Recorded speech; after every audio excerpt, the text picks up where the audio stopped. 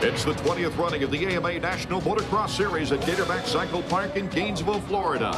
A record-breaking crowd on hand to experience the thrills of outdoor motocross. Hello, everyone. Art Ekman along with David Bailey. The unique thing about starting the motocross season is it begins right in the middle of the supercross season. Well, it's refreshing for the riders, everyone other than McGrath. He's 6 for 6 so far indoors, but a chance for guys like Emig and Bradshaw and LaRocco to get something started, put a stop to the McGrath streak. One of the most exciting finishes of a season we've seen in a long time. The 125s last year, the champion is back. Right. Well, Steve Lamson DNF'd to Moto at the opening round last year. He missed round 2 because of an injury, and that went down to the wire. This year, he's got way too much competition to afford a DNF. As we take a look at the Suzuki track map, David, will see that there are a lot of changes in this track.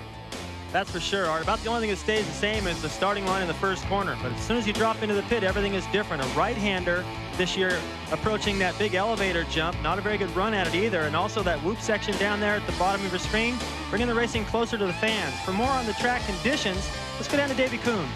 Gatorback Cycle Park here at Gainesville has always been known as one of the hardest tracks on the circuit, and a week full of rain made it a really bad track for the amateurs on Friday and on Saturday. But as you can see from the soil here, the organizers came out, they worked the track all night on Saturday night, and what we have is a really loamy track, so traction's at a premium. It's not as rough as it normally is, and we're getting some really good racing out here. Thanks, Davey, and a big congratulations to Mark Barnett as we get ready for the 125 first moto. It was Barnett that got this track in such terrific shape. He won this 125 overall back in 1983. Now he's working the track for these youngsters as we get ready, and they're off. Defending champion #1, Steve Lamson. Very fine out of the gate. Lamson gets the whole shot. And right with him, #9, Mike Brown of Honda of Troy and his teammate Jeff Willow, Mikkel Pichon, Damon Huffman, and John Dowd. Very good starts, but it's #1, the defending champion out front. You know, I noticed, Art, as they came off the starting line that Damon Huffman was way in the back of the pack. He went to the first corner, looked like last, but he was pretty clever around the first corner because he's running about 5th or 6th right now. Lamson winning his first ever professional title, getting that #1 plate. Makes it a fraction lighter to carry around this year anyway, but the pressures of defending a little heavier. Well, that #1 plate really just serves as a target, Art. Everyone's gunning for you, and right now Mike Brown's putting the heat on. Oh, Mike Brown certainly is, and he's coming down to the outside. Will he cut inside? No, he stays to the outside. Steve Lamson trying to hold him off and does so.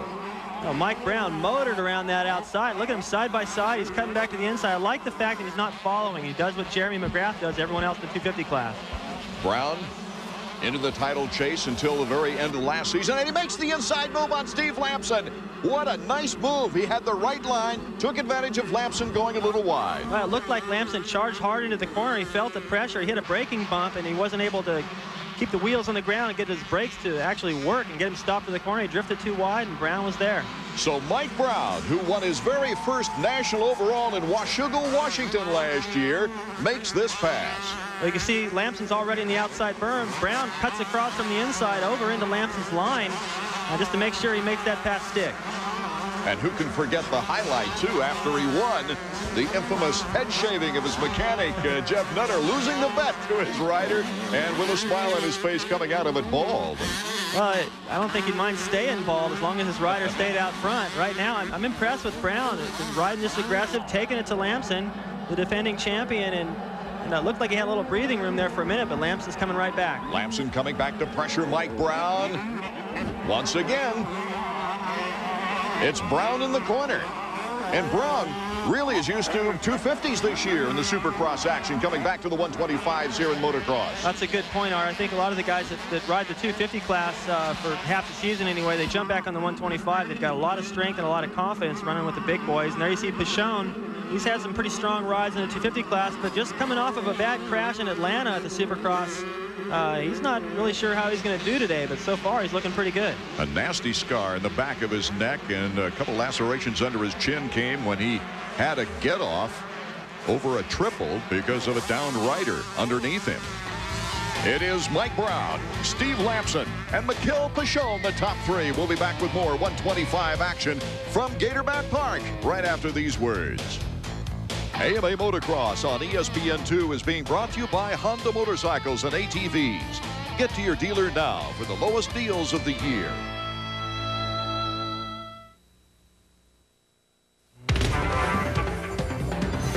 Throw the Suzuki Katana 600 at a few of your favorite curves. You'll like how it feels, how it looks, and how much fun it is to ride.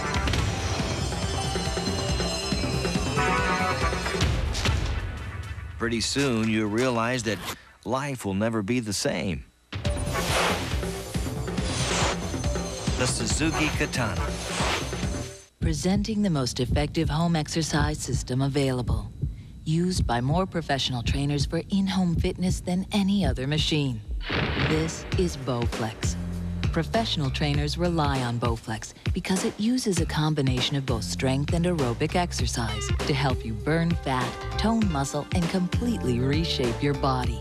Call right now for your free video and brochure and find out how you can get the fitness results you want in 6 weeks or your money back. The idea behind Bowflex is simple. Exercise to add muscle, not just to sweat. Because the more muscle you have, the more calories you burn. Keep your workouts quick and easy. 20 minutes a day, 3 days a week is all you need. And do it all in the convenience of your own home, with plenty of room to spare. Call us right now and get your free video and brochure and see what 6 weeks with Bowflex can do for you. Bowflex. Call us for fitness. Right now, check out Honda's Solo promo. With no down payment, you can get the Shadow American Classic Edition for just $202 a month. Or the Red Hot Magna for $157 a month. Even the Shadow VLX for just $119 a month. How low can we go? Try financing as low as 9.9% APR and no down payment on selected motorcycles and ATVs. Plus, special cash rebates on selected Shadows and all Magnas. So get to your Honda dealer now. We can't stay this low for long.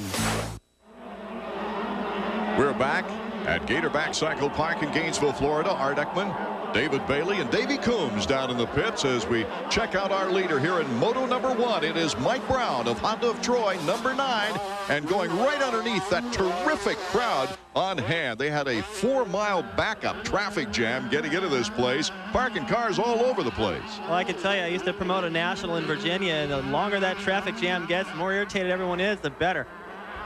Record crowds in Supercross this year, and this is the opener for motocross, of course. Good to see a record crowd here at Gainesville. Jeff Nutter, Mike Brown's mechanic, giving him some encouragement now. He'll go to the other side of the pits to give him the board. Right, they come up out of that pit, and that's the first time they get a close look at their rider, and then they run across where they come back down this way. This is the signaling area, and Mike Brown hanging on to that lead, but Lamson is starting to put the pressure on because he's feeling it from Pichon. And Pichon, I was going to say, is right there. It's a 1-2-3 battle for the lead. One mistake, and you can be in third place real quick. Yeah, Brown actually did make a little bit of a mistake. He's still able to get over that big plateau, but he got kind of pinched up against the wall there coming up that hill and lost his balance a little bit. Brown was right in the title chase, as we mentioned before, until late in the season. He ended up 4th in the point standings in 1-2-5 action last year.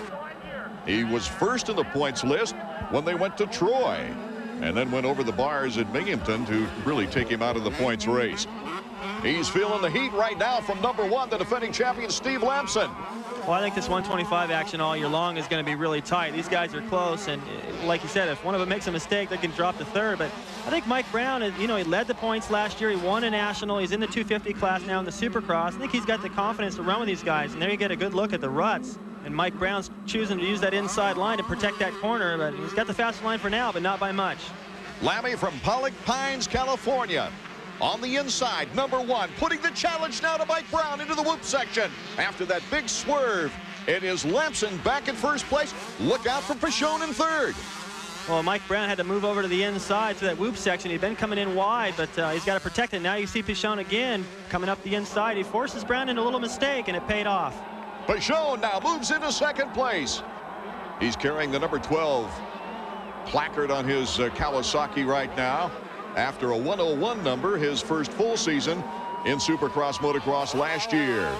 It is Lamson, Mikel Pichon, and Mike Brown in that order. They've pulled away from the rest of the field. Now this is another section that's been drastically changed this year. It used to be a sharp right-hander before they went back up the hill, but now they go all the way up this hill and they get a good run up the uphill jump to the finish line, and Pichon is really closed on Lamson, putting a lot of pressure on. It looks like these two may pull away from Brown. Lamson even looking back to see where Mikel was. Let's go down to the mechanics area now, and Davey Coombs. I'm down here with Chad Watts. This is Mikel Pichon's mechanic. Chad, what do you tell Mikel? Right now, I'm just saying breathe, relax, and don't follow the same lines as the leader right now, or you won't be able to make any passes out there. Okay, do you think he's nervous right now? He may not be, but I am. It must be tough for a mechanic, though, to watch the rider out there and not really have complete control. Well, when they're in a battle like this, I mean, you start wondering if you've done your job correctly, and the rider's thinking about something completely different, but he just wanted to make sure he left everything, didn't leave anything loose. Look at those ruts. Well, the ruts in these off-camber sections get even deeper because you really need something to slide into so you don't wash out down the hill, and Pichon has got a little different line everywhere. Just like Chad said, he's not following, and that's how you put the pressure on. You show him a fender. Pichon to the inside. And Pichon looks back once again at Steve Lamson. Lamson, though, holding tight after losing the lead. Well, Lamson, just like before, when Brown was able to get around him, he just left the door open a little bit right there, and Pichon was right line to take the lead away from him. And looking over again, Pichon looks around a lot. You know, I noticed that in Supercross already. As if to say, maybe, do I really have to go this fast? Here's another look at the pass. Before that elevator jump, Pichon just dialed in that berm. Got it hooking up, so he looks over just to make sure, I think at that point, just to make sure he didn't tangle with him. He wanted to make sure he could move over to the inside in a more of a polite gesture than anything else. Pichon, of course, off to a good start in the 125 Eastern Division Supercross race, despite the fact that he had that crash in Atlanta. And look at here, number 26, Scott Sheik, is all the way into 4th place. He's giving Mike Brown some troubles right now. Sheik, I think he started about 11th position. Well, he's obviously come from pretty far back. I don't remember seeing him in the first lap or two, but definitely made some good moves. And now he's challenging the leaders. Brown was the early leader and has faded a little bit, not much. And Sheik has obviously got a fast pace going. This is a real privateer. You know, as opposed to Brown, who's riding the Honda of Troy motorcycle. I think Brown may have a little advantage in horsepower and suspension, but Sheik doesn't really care right now. He's going as fast as he can, and it's working for him. Sheik to the inside on Brown. You saw the green bike go right by. That's Damon Huffman. He's in 3rd. Now Sheik, Scott Sheik, the Camel Skull top privateer winner of last year, is in 4th position. Mike Brown in 5th. There, number 10, Huffman in 3rd position, and Sheik is not that far behind as we go into the whoop section. Let's go down to the mechanics area. Davey Coombs. I'm down here with Kenny Watson. This is Scott Sheik's mechanic. How stoked are you to have Scott up there with the factory guys? Pretty happy. We had a bad weekend last weekend. We had some bike problems, but we did a lot of testing this weekend. Things seem to be working out pretty good. We still got a lot of time left, so we'll see what happens. Do you think that he's intimidated at all by these factory guys? Heck no. The guy works his butt off, you know, and he gives it everything he has, and he knows that he's like one of the best guys out there, and he can do it. We both think he can do it, and he's showing it. Last year here at Gatorback Cycle Park, number 26 on the Suzuki, Scott Sheik placed 13th in both motos. He started to come around, though, about mid-season, David. Binghamton, he took a 4th place, his best overall finish with a 4th and 6th. He was leading at Mount Morris before a crash.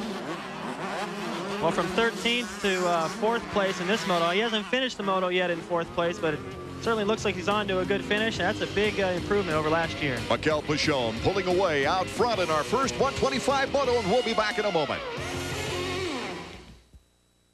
Fact, red lights last longer when you're in a hurry. Fact, there's always 10 hot dogs and only 8 buns. Fact, you can't get a great deal on a great bike. Well, fact this.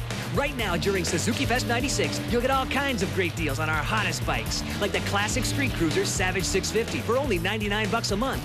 Or get the responsive Katana 600 for only $139 a month. But you better hurry, because unlike your grandma's fruitcake, Suzuki Fest 96 won't last forever. And that's a fact.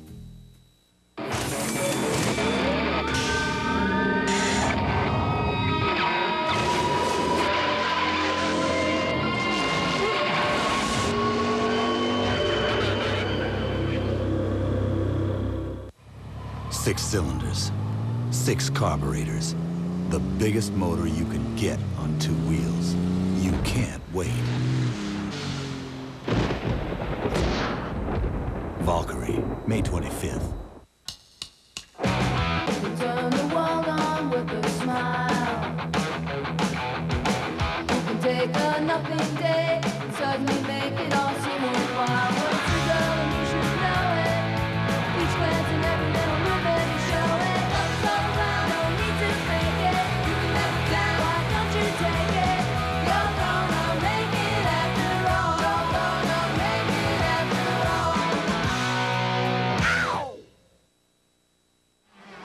We are at Gatorback Cycle Park in Gainesville, Florida. The first moto of 125 action. Art Ekman, David Bailey, and Davey Coombs. We're looking right now at the battle for 7th place. A couple of old veterans, Larry Brooks and John Dowd. Right, both these guys moving back into the 125 class from the 250s. A little bit of a surprise, but and everyone keeps saying that Dowd is the oldest guy. He might be, but not by much. I know that Brooks is getting up there. He's got a couple of kids. And I remember when I was an amateur, he was already an established mini bike star. So he's been around a long time. This is John Dowd's actual first 125 outdoor national moto. He never ran 125s in the outdoors. He did participate in the 125 Eastern Supercross series for one season, but this is the first time outdoors. He started late in his career and went right to the 250s. I think it's kind of ironic that both these guys are running together too, because I know Brooks didn't have a whole lot of time on the 125. Neither one of these guys really did. Dowd's ridden the Supercross a little bit so far this season, but he's had some injuries and stuff so far. And now Brown is continuing to fade a little bit, I think. Perhaps running up front early made him nervous, and now he's got pressure from Dobb. Number 19, James Dobb. He's riding Craig Decker's bike. Decker, of course, out with an injury, so it is a race-to-race situation with Team Suzuki for James Dobb. But Dobb is doing a nice job sneaking that fender just inside Brown. Brown powering out of the corner, though, to keep the lead on his competition. I'd be willing to bet that Dobb went in there and ran his front wheel over Mike Brown's foot. It was just hidden by the bank there, but definitely got Brown's attention if he didn't wasn't already concerned about him. These guys are pretty much just locked in a battle between themselves. They're pretty far off the pace from the leaders and pretty far ahead of the battle we just looked at between Brooks and Dowd. Right now, it's just a battle for points here in the first moto. Mikel Pichon, in case you just joined us, is way out in front. Let's go down to Davey Coombs. It looked like early in the race that Mike was really on the gas, but right now he seems to have gone into a slower pace. Do you think he's saving himself for the end? Yeah, we told him we got to be there at the end. There's 26 motos this year now, and told him it's got to go out. We got to have a podium finish this weekend. Don't go out and kill yourself on the first moto. We got lots of time, 30 minutes to go out there, sit back, cruise, follow their lines, be there at the end of the race. Jeff Nutter, Mike Brown's mechanic. Brown, number 9, being hounded now by James Dobb. Dobb, of course, out of England, and he's really out to prove that he deserves this factory ride. He'd like to hold on to it. Well, he's had his chance indoors to do that, and he hasn't been able to really capitalize. Here's a new chance in the outdoors to get something started, and they're a little ways off the pace from the leaders, but he's definitely putting the pressure on. He's come from behind, and I was thinking about that strategy from Brown's mechanic, and I don't know, in case anybody's wondering why you would just want to settle for a 4th or a 5th. I think, you could look at that and think, well, it might be kind of a wimpy strategy, but perhaps that might work better for him. It's a long season, be consistent, finish both motos. You can see him tell him to breathe and relax, which is what he's had a tough time doing in the Supercross. He gets out front, gets pretty good starts, and he gets hounded by all these guys that he's not used to racing with, gets nervous, his arms pump up, and he finishes way further back than he would have if he just relaxed. So that might pay off in the end. Well, he's had some wonderful sorties in this particular race. We might take this opportunity to mention who is not here. Last year's winner, Robbie Raynard. He won the overall with a 3rd and a 1st in the 2 motos. He's injured. Mike Craig, also injured in Supercross action. A fractured leg, is not here. A guy who is here but not riding is Kevin Windham. Well, I really miss seeing him out there because he's so fast in the indoors and has been pretty quick on the 250s so far this season, the chances he's had to ride them, and I think he'd be running up front right now, Art. Of course, right now, David, he's concentrating on trying to win the 125 West Division title and will not be back into action until the Supercross in Houston. Well, I think it's possible that we could see the same kind of comeback in terms of the title from Windham that we saw from Lamson last year. Having missed 3 motos, he still proved that he could come back and win the title, and I think Windham's got the speed to do that. He's definitely got Hannah and the right team on his side, and perhaps the experience after what he learned from last year. Mike Brown, number 9, and number 19, James Dobb. Fighting right now for 5th and 6th position. Mikel Pichon way out in front. You saw Scott Sheik just go by in 4th place. These guys aren't too far from Scott. Well, I think what's happened is Sheik, I don't think he's slowed down. He's running the same pace, but now perhaps Brown is starting to find his rhythm, and Dobb is pushing him. These guys have picked up the pace, and maybe they're going to catch Sheik. Oh, this is where endurance comes into play after battles like this about mid-race. You got to be feeling it toward the end. Brown looking back just to check out. Hey, where's Dobb? I thought he was closer than that as they rip by that record-breaking crowd.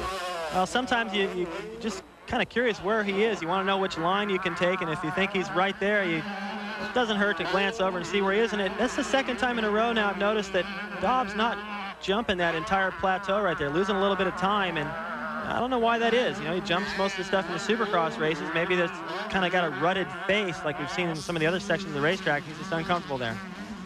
For those of you who've been at Gainesville before, it's a pretty flat area, but you see there's a lot of elevation changes here on the Gatorback Cycle Park. That's because this is an old rock quarry, and so they go down deep into that pit, and it makes for some interesting jumps and elevation changes. And it's pretty neat the way the spectator area is set all the way around the edge where they can get a good look down in there, and the way they've changed the track this year, it makes it even better. So the fans are getting their money's worth this year. The veteran John Dowd, number 7, earlier in the race, he ran into a downed rider and went down, and that slowed him up a bit. He's trying to battle his way back into it, but his bike's not, well, I was going to say it didn't sound very good when it went by the booth. Well, that's obvious now. Something's obvious. That's mechanical right there. You can see him trying to work the throttle delicately to just try to keep it from loading up. I don't know. It looks like he could be done for the afternoon. We'll check in with Davey down in the pits. We're down here with Brian Berry. This is John Dowd's mechanic. Brian, can you tell what's wrong with John? I don't really know what's wrong right now. The bike keeps stalling, and then it takes off again. So really, I mean, he didn't give me any indication what's going on right now. I don't know if he's doing it or the bike's screwed up, or I don't know yet. That points to the limited communication a mechanic has with his rider. What do you think, David? Well, the way he was working the throttle, it could be the carburetor get a little piece of dirt in there or something, or perhaps the ignition. But either way, you know, at least he's able to keep going, but he's definitely going to finish pretty far back. Paschon, Lamson, and Huffman, the top 3 in our 125 Moto 1. We'll be back.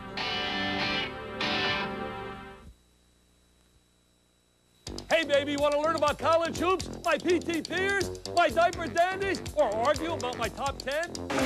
Now check out ESPN Net's Sports Zone, featuring Dick Vitale's only weekly column during the season. Are you serious? Plus Dickie V's Hardwood Chat. There's even a one-on-one Q&A. Yeah, what about North Carolina? Hey, Dean Smith's Michelangelo, an artist at work. ESPN Net Sports Zone. It's Dickie V on the internet. Plus, if it's got a net, I'm there, baby. At Aramark, we know great things happen when people work together. When you're part of something bigger. When you take pride in how you look. When you know you're a team. At Aramark, we know great things happen when you put on a uniform. Aramark Uniform Services, America's largest uniform company. Watch a little too much indoor lacrosse, Mike? I'm sorry.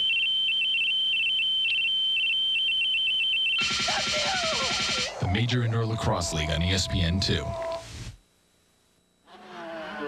Welcome back toward the tail end of Moto number 1 for the 125s. Let's take a look at the third place bike right now, number 10. Damon Huffman. He's had a very steady ride the entire race.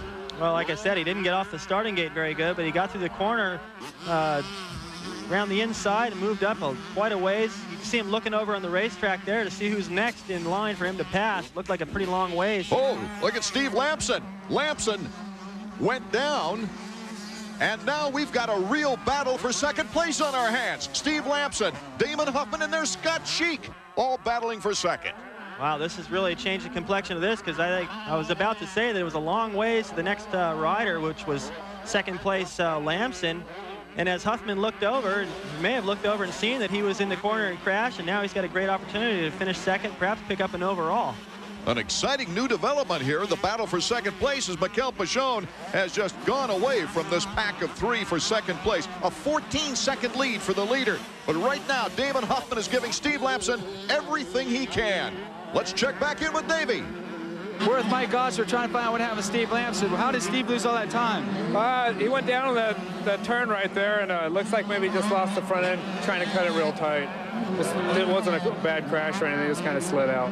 Wow, as Lamson comes down the hill, he left the door wide open to that corner. He had to muscle his way back around Huffman.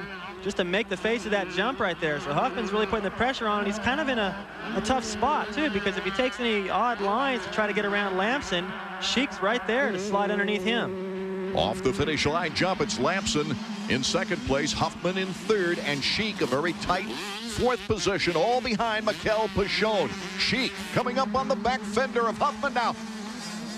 Scott Sheik is running a tough race.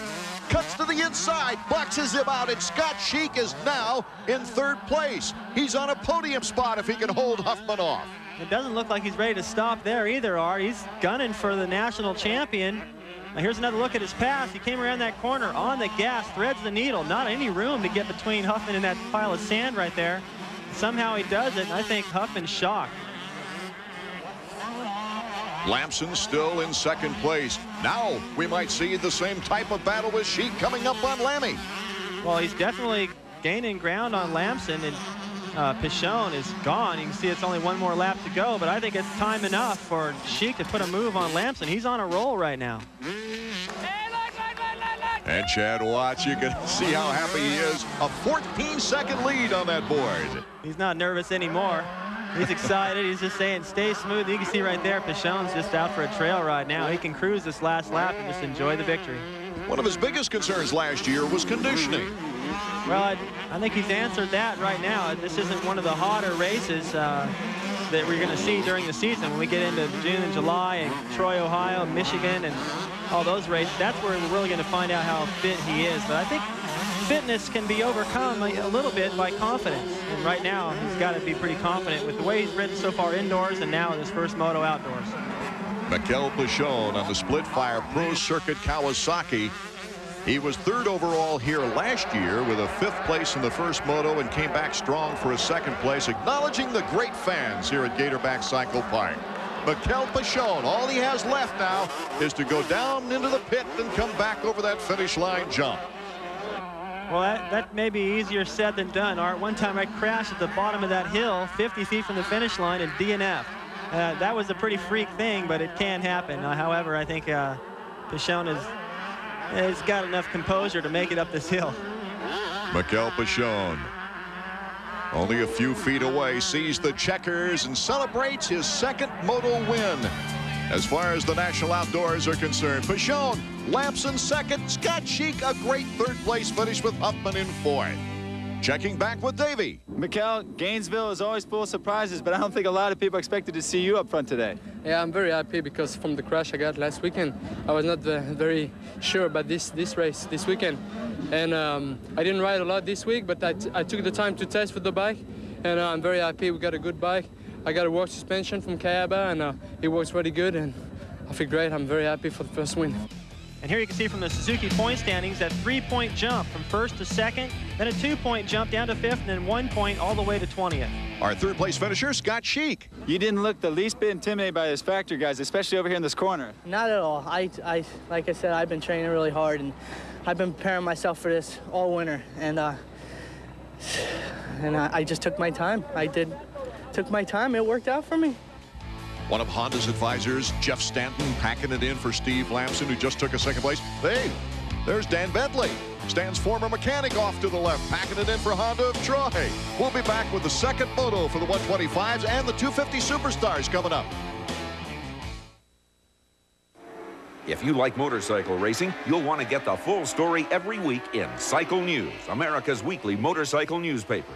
Call now and have Cycle News mailed to your home every week with this special television offer.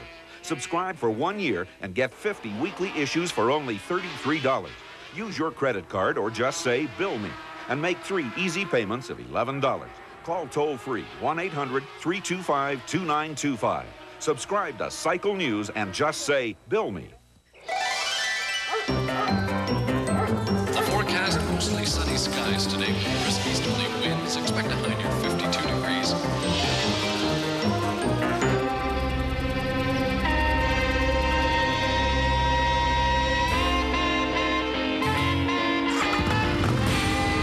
If you don't want to be stereotyped, don't be stereotypical. The Suzuki Intruder. A friend of mine said I should try America Online, so I did. I've gotten help with my golf swing, planned my next vacation. I even get stock price updates every 15 minutes. America Online puts over 100 newspapers and magazines right on my screen. I've got worldwide email, point-and-click internet access, and a great web browser. Plus, new features keep getting added. Call the toll-free number and you'll receive your free startup kit and 15 free hours to look around. It's worth a try. You'll see. AMA Motocross on ESPN2 is being brought to you by Suzuki. Right now, your Suzuki dealer has the ride you've been waiting for and the financing to get it. The riders getting ready now for moto number 2 in the 125 division before we get to the 250 superstars. But really, this guy's a superstar in his own right. Steve Lampson, who last year in one of the most exciting finishes in 125 history on the last moto, won the championship. He also did well in that first moto. Damon Huffman right there looking for a better second moto. It looks like the kind of grimace that you would have when a privateer passed you with a lap to go. I bet you he's looking to improve on his finish and perhaps get an overall. Okay, the gate is down. Let's see who gets the hole shot. Lampson, another good start. Mike Brown is up there. Lampson again the hole shot with Ezra Lusk and Brown, Deegan, Ferry, and Sheik the order. Denny Stevenson on the left. He's down. Pedro Gonzalez, number 147, is down in turn number 1. Steve Lampson, meanwhile, cutting it pretty good like he did in the first moto, is out in front with Ezra Lusk, number 34, in second place. Once again, Mike Brown's off to a fantastic start, running in third spot right now, but Lusk, I don't remember seeing him at all in the first moto. He's got a great chance right here. He's putting some pressure on Lampson. He's fast in the early part of the race, but has a tough time keeping it on 2 wheels. Lusk in the last year of his Team Suzuki contract, and he's trying to show some stuff before that ends up because of injuries last year. In fact, he's riding this race with a back injury coming out of Supercross. Well, I think he's got to be feeling like if he can't get something going this year and at least finish off fairly strong, show some potential, this could be the last chance he has at a factory ride. He could be looking at maybe not even getting a spot on a Honda of Troy team because those teams are full of talent. Ezra Lusk, though, shows Lampson a wheel as they come down. Look at all those ruts.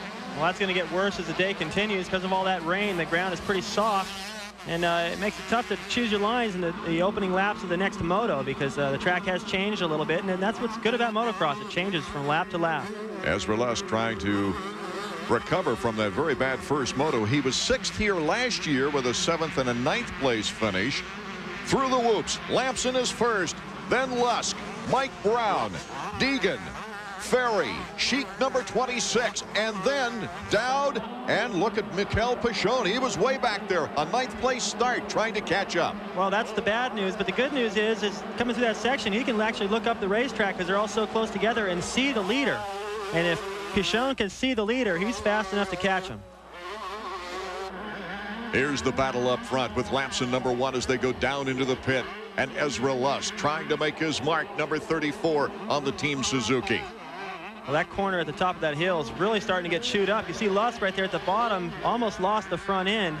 So that's actually kind of that limestone. They get some rocks in there. It's very slick. I mentioned in the first moto, that's where I went down a few years back, and it cost me a whole moto, so it's real tricky there. Coming over the finish line jump after lap number 1. Lampson still your leader with Lusk and Brown the top 3. Lusk really putting the pressure on Lampson. He's showing him a wheel everywhere, and you know, when you ride that aggressive and you're searching for lines and gobbling up all that roost coming off the guy in front of you, it takes a lot of energy. So I'd be interested to see if Lusk can hang on with this pace for the rest of the race. This track surface has changed over the years. It used to be a lot sandier. Oh, I don't know where the sand went. I think it's all down in that pit.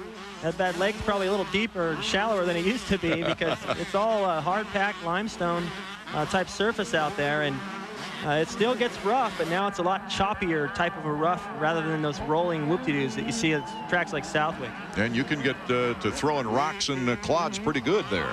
Well, I can tell you, when you're behind those bikes, even the 125s, they're spitting off those little sharp pieces of dirt and rocks right in your face, your chest, your arms. It's coming at you at 60 or 70 miles an hour. It doesn't feel good. So that's a lot of times why you'll see guys use a different line, even if it's not as fast, just to stay out of that roost and also to keep their vision clear. Coming down that hill looks like a difficult chore as they go into several ruts there. You have to pick the right one.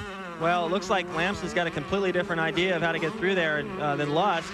A lot of the guys behind Lusk followed his same line, but It looks to me like Lampson's starting to get a little bit of breathing room, and once he does, he's able to ride without having to be defensive in all the corners. He'll probably start to pull away, and that's bad news right there for Pichon. Tim Ferry's moved up to 4th position, as we saw out of the whoops. And here's Mikel Pichon. Number 12 was the winner of Moto number 1, trying to weed his way up now through the pack. And he's all the way back in 18th place. We do have word now that he went down right after that first lap. And after a 9th place start, he probably picked up around 22nd place. Yeah, well, you can see all those riders in front of him. He has nowhere to go. And the roost we just talked about, he's going to gobble up quite a bit of it. And if he can get up anywhere near these leaders towards the end, he won't have any vision left. Ed Longacre, the mechanic for Ezra Lusk, giving his instruction now as Brown goes by still in 3rd. Look at how rough this course is getting now as Ezra Lusk tries to catch up with Steve Lampson. Lampson's starting to pull a little bit of a lead. Well, it's not much, and on a 125, I can tell you that you only pull away inches. In the 250, you pull away more in yards, I think. Okay, we've got Lampson, Lusk, Brown, Ferry in 4th, and Sheik back in 5th. We'll be back with more 125 action in a moment.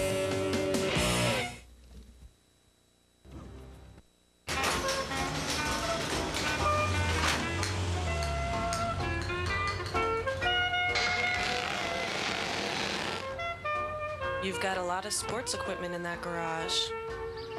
If you're just storing it and not using it, bring it in to Play It Again Sports, and we'll buy it from you. Play It Again Sports. Play It Again Sports with 25 convenient locations in Southern California.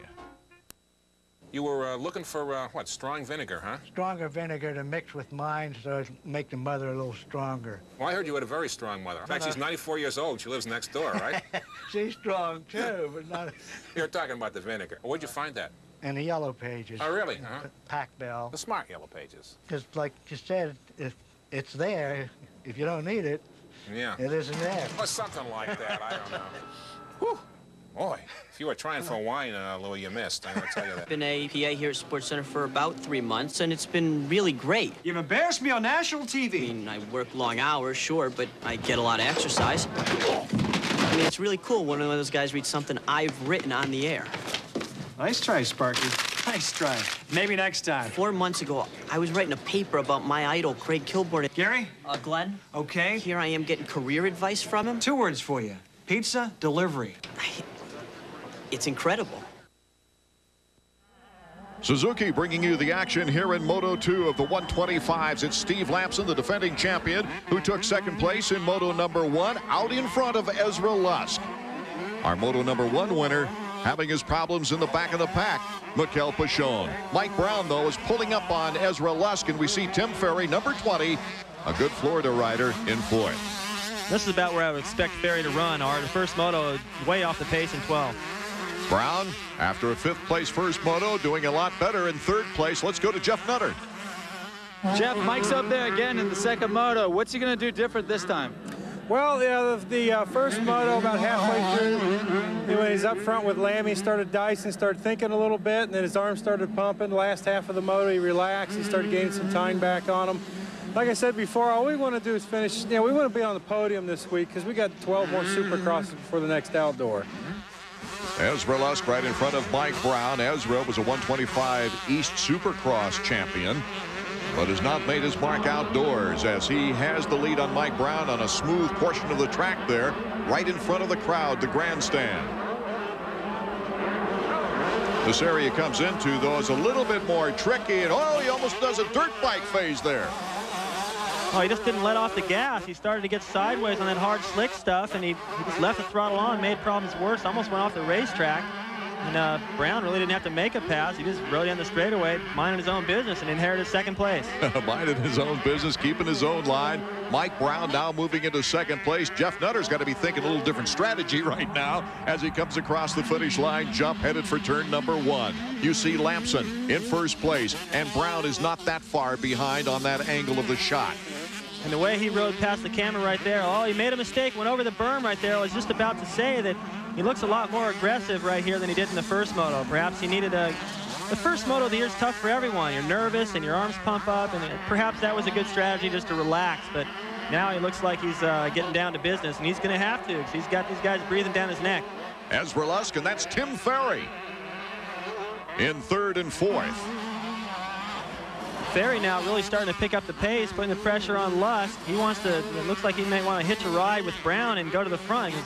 They can just look up the racetrack, 25, 30 yards and see Lamson, and that's got to give him inspiration and make him want to try extra hard. Ferry 12th in the first moto, would like to have a better showing now as we take a look at the Suzuki stopwatch to try to get the interval. 3.4-second lead, Lammy over Mike Brown. Right behind Brown, we've got a battle going on, and it's Ferry to the inside, getting by Lusk. Lusk almost went down again. Here's Tim Ferry now. Last year, he won the overall at Mount Morris with 2 second-place finishes, but then right after that, after his first career national victory, he got hit and hit hard after he dismounted his bike. Well, now you got a Suzuki freight train, because here comes Scott Sheik at the tail end of this battle. He was fast in the first moto, and what was impressive was that he was really fast at the end. So he's the only guy I can see out there that really has the ability to make up a lot of time, other than Pichon, who we still don't see in our screen yet. He's got a lot of work cut out for him. Lamson and Brown, 2 Hondas out in front. The Suzuki's next.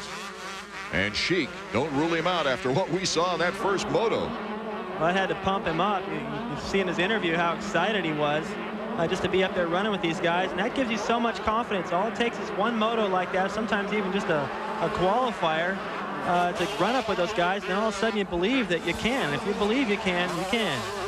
Our defending champion out in front right now as we take a look at the Suzuki field summary. Then Brown, Ferry, Lusk, and Sheik in fifth. We'll be back with more 125 action.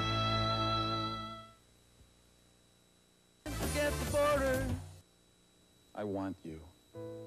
I want to hold you for hours at a time. I want to talk to you until I don't have a voice. Introduce me to everyone who's important to you, your friends, your family. Look at me. I want to spend my life with you. I'll never hurt you. I'll never lie to you. I'll never put you in danger. There's a time for us to be lovers. We will wait until that time comes. When he was growing up, I always told him it's not nice to hit. Don't play in the dirt. Always respect your elders. That's my boy, Tim Salmon. He's an angel. And now the Angels are playing hardball on K-Cal 9. What do you see in this blood, Interesting. And this one? I see. And finally... Oops, my mistake. Suzuki Dual Sport motorcycles. 4 personalities, 1 great line. Oh, I see.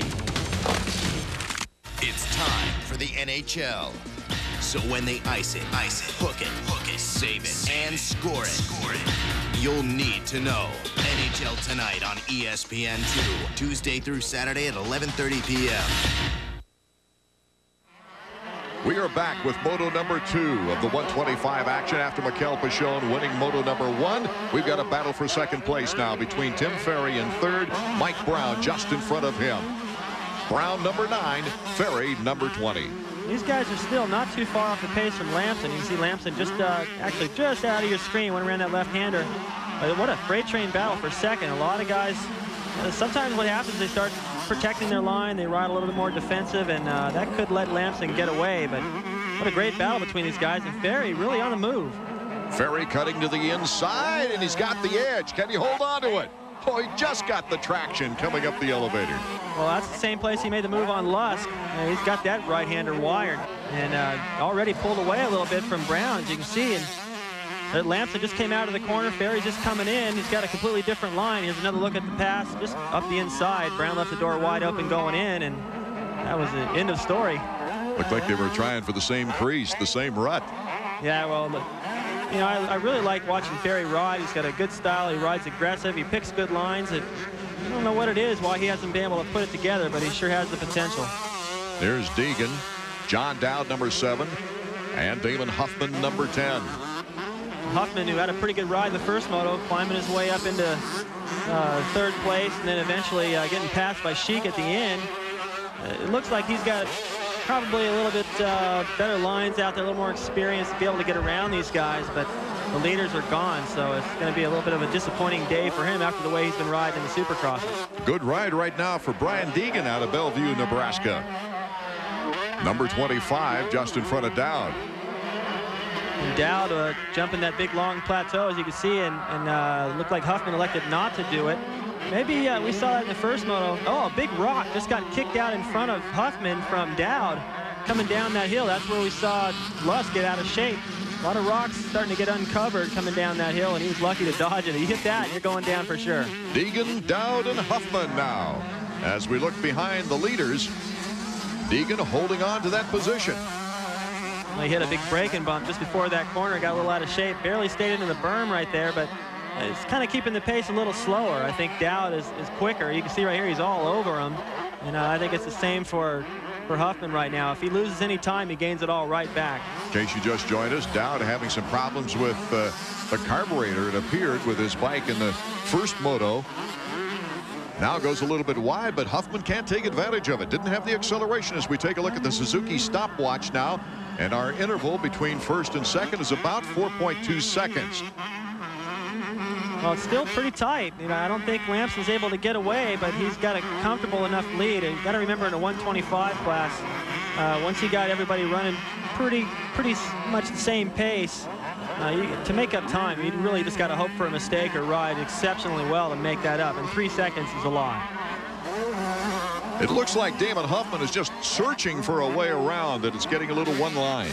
Yeah, well, on a 125, if the track is at all one line, it's just about impossible to pass because of the horsepower. You know, at 250, you grab a little extra handful and you pick a good line and hook up, you can really get a drive. But on a 125, you're doing all that you can anyway, and that makes that fastest line even skinnier. So this is going to be really tough for him to get around these guys, but I think he has the ability to do it in the long run. Coming out of the big sweep, here's where Damon Huffman excels, going through whoops. Tries to pick it up on John Dowd, but he can't get close enough. You can see coming out of that corner there, those skid marks.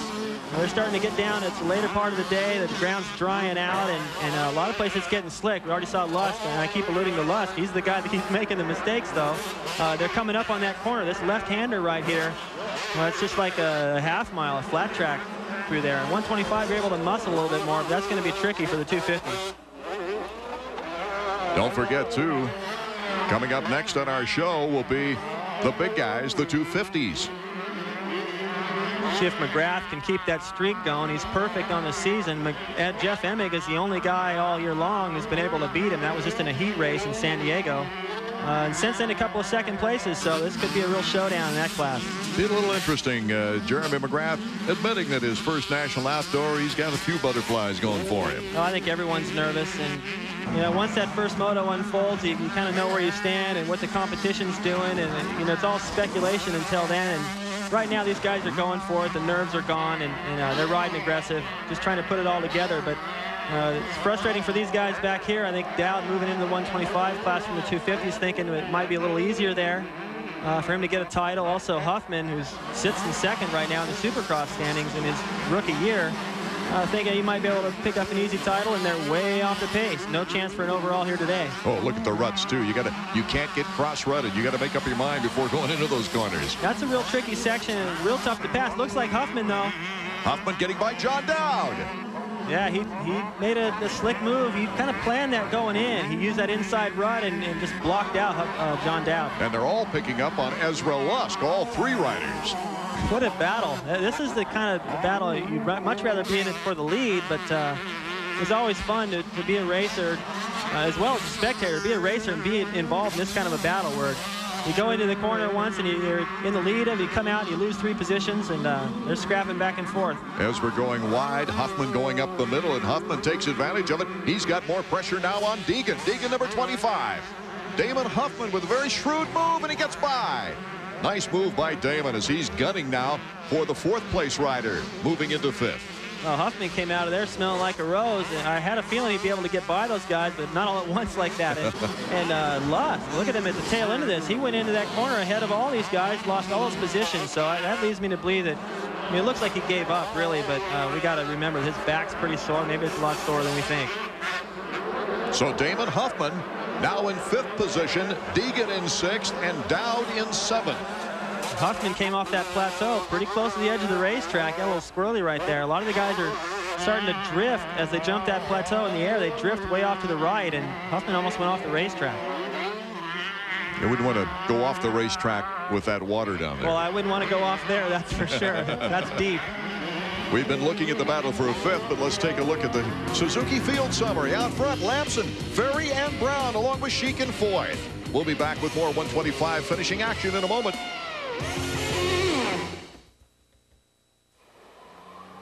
First time you see it, you'll say 2 words, and the first one is holy. You can't wait. Valkyrie, May 25th.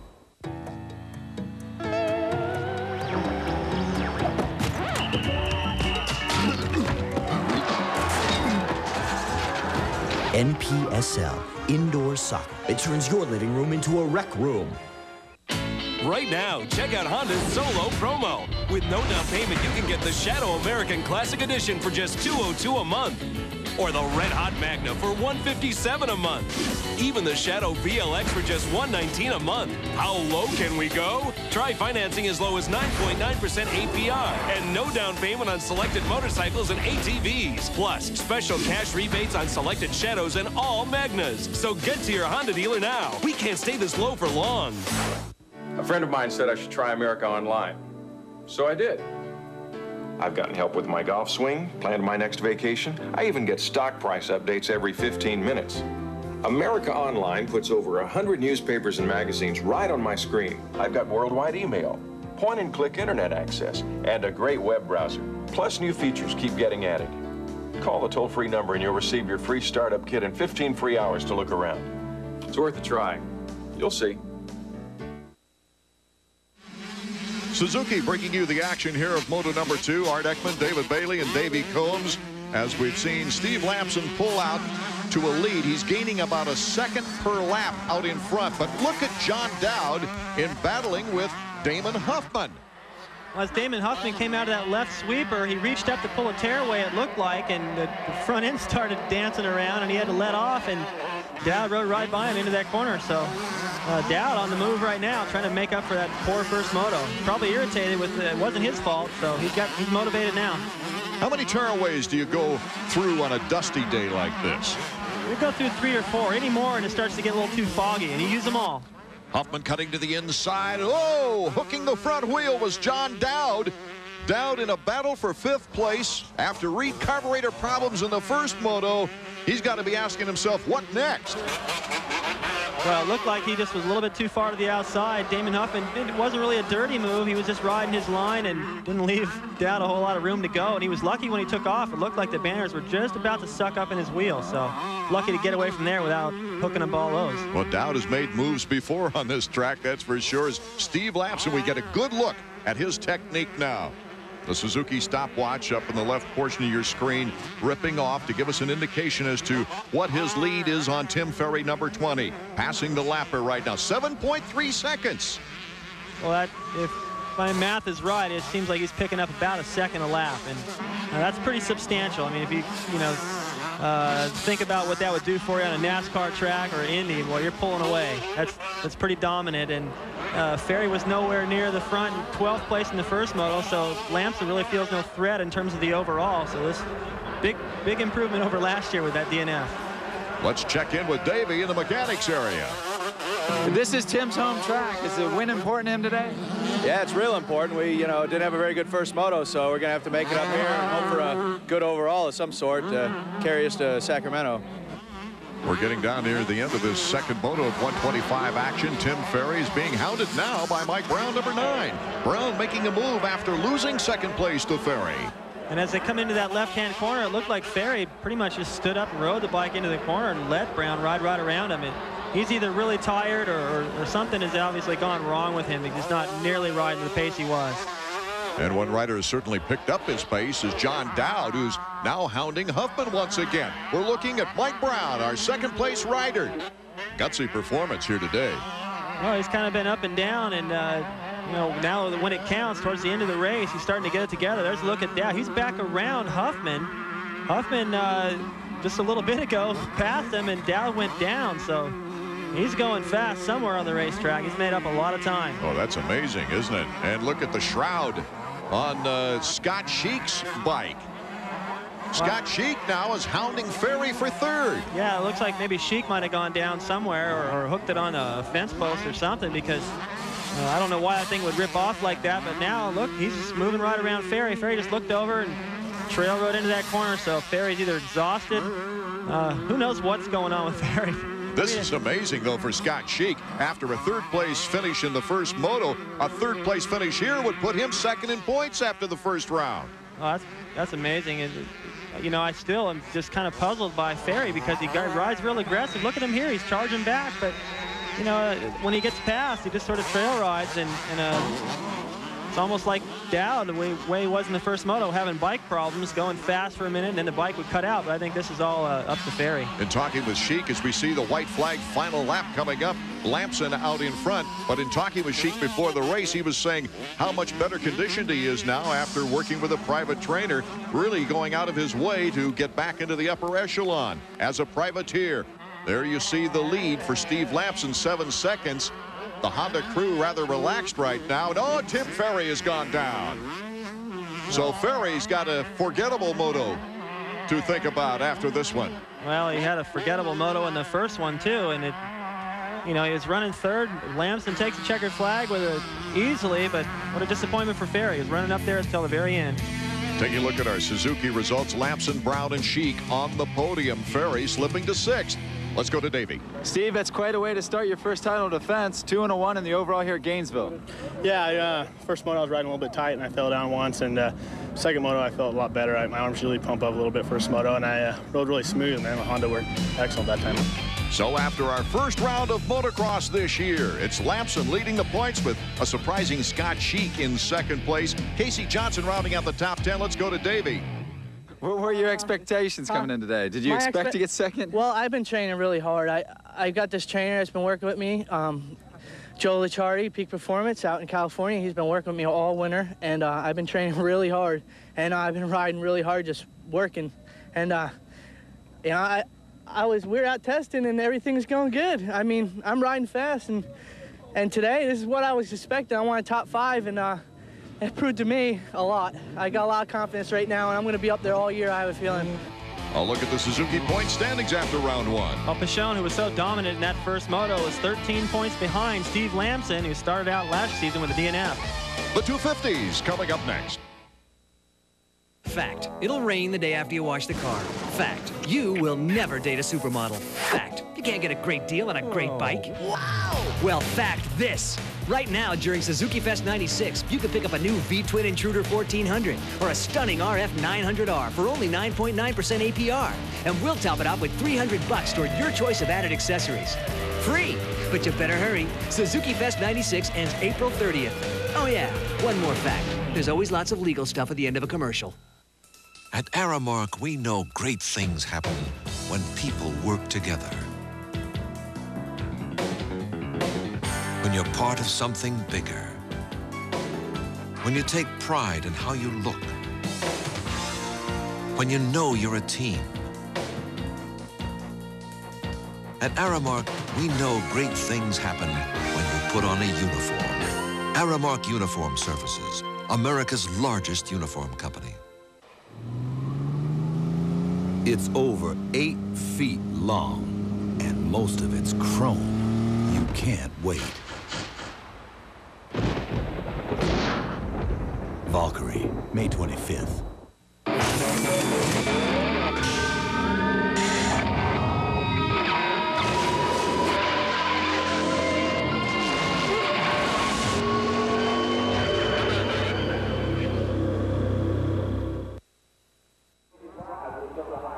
Welcome back to Gatorback Cycle Park in Gainesville, Florida for the opening of the motocross season. I'm Art Ekman along with David Bailey.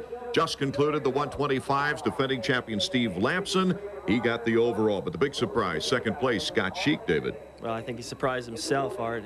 Who would have thought he'd be in second after the first round with all the talent that's in this class? But he proved that consistency is really going to play a big role in this series. Guys like John Dowd, who had problems with his motorcycle in the first moto. Also Pichon, who looked so fast in the first moto, got the bad start and went down the second moto. Time for the superstars right now as we go to the big 250s, and Jeremy McGrath, he's on the roll. Well, he is 6 for 6 so far indoors, and the defending champion, #1 plate on his bike outdoors, and he's sick from what I heard, so that's good news for him. Whenever he's sick, he wins. These riders returning to their roots of this type of racing. This is the racing they grew up with. Gainesville has been pretty good to me, other than a DNF or so that I've had there. I like the track. It's a fast track, but I mean, it's like I said, it's always been good to me, and it's the first national. It's just kind of like, you know, you look forward to starting them as well.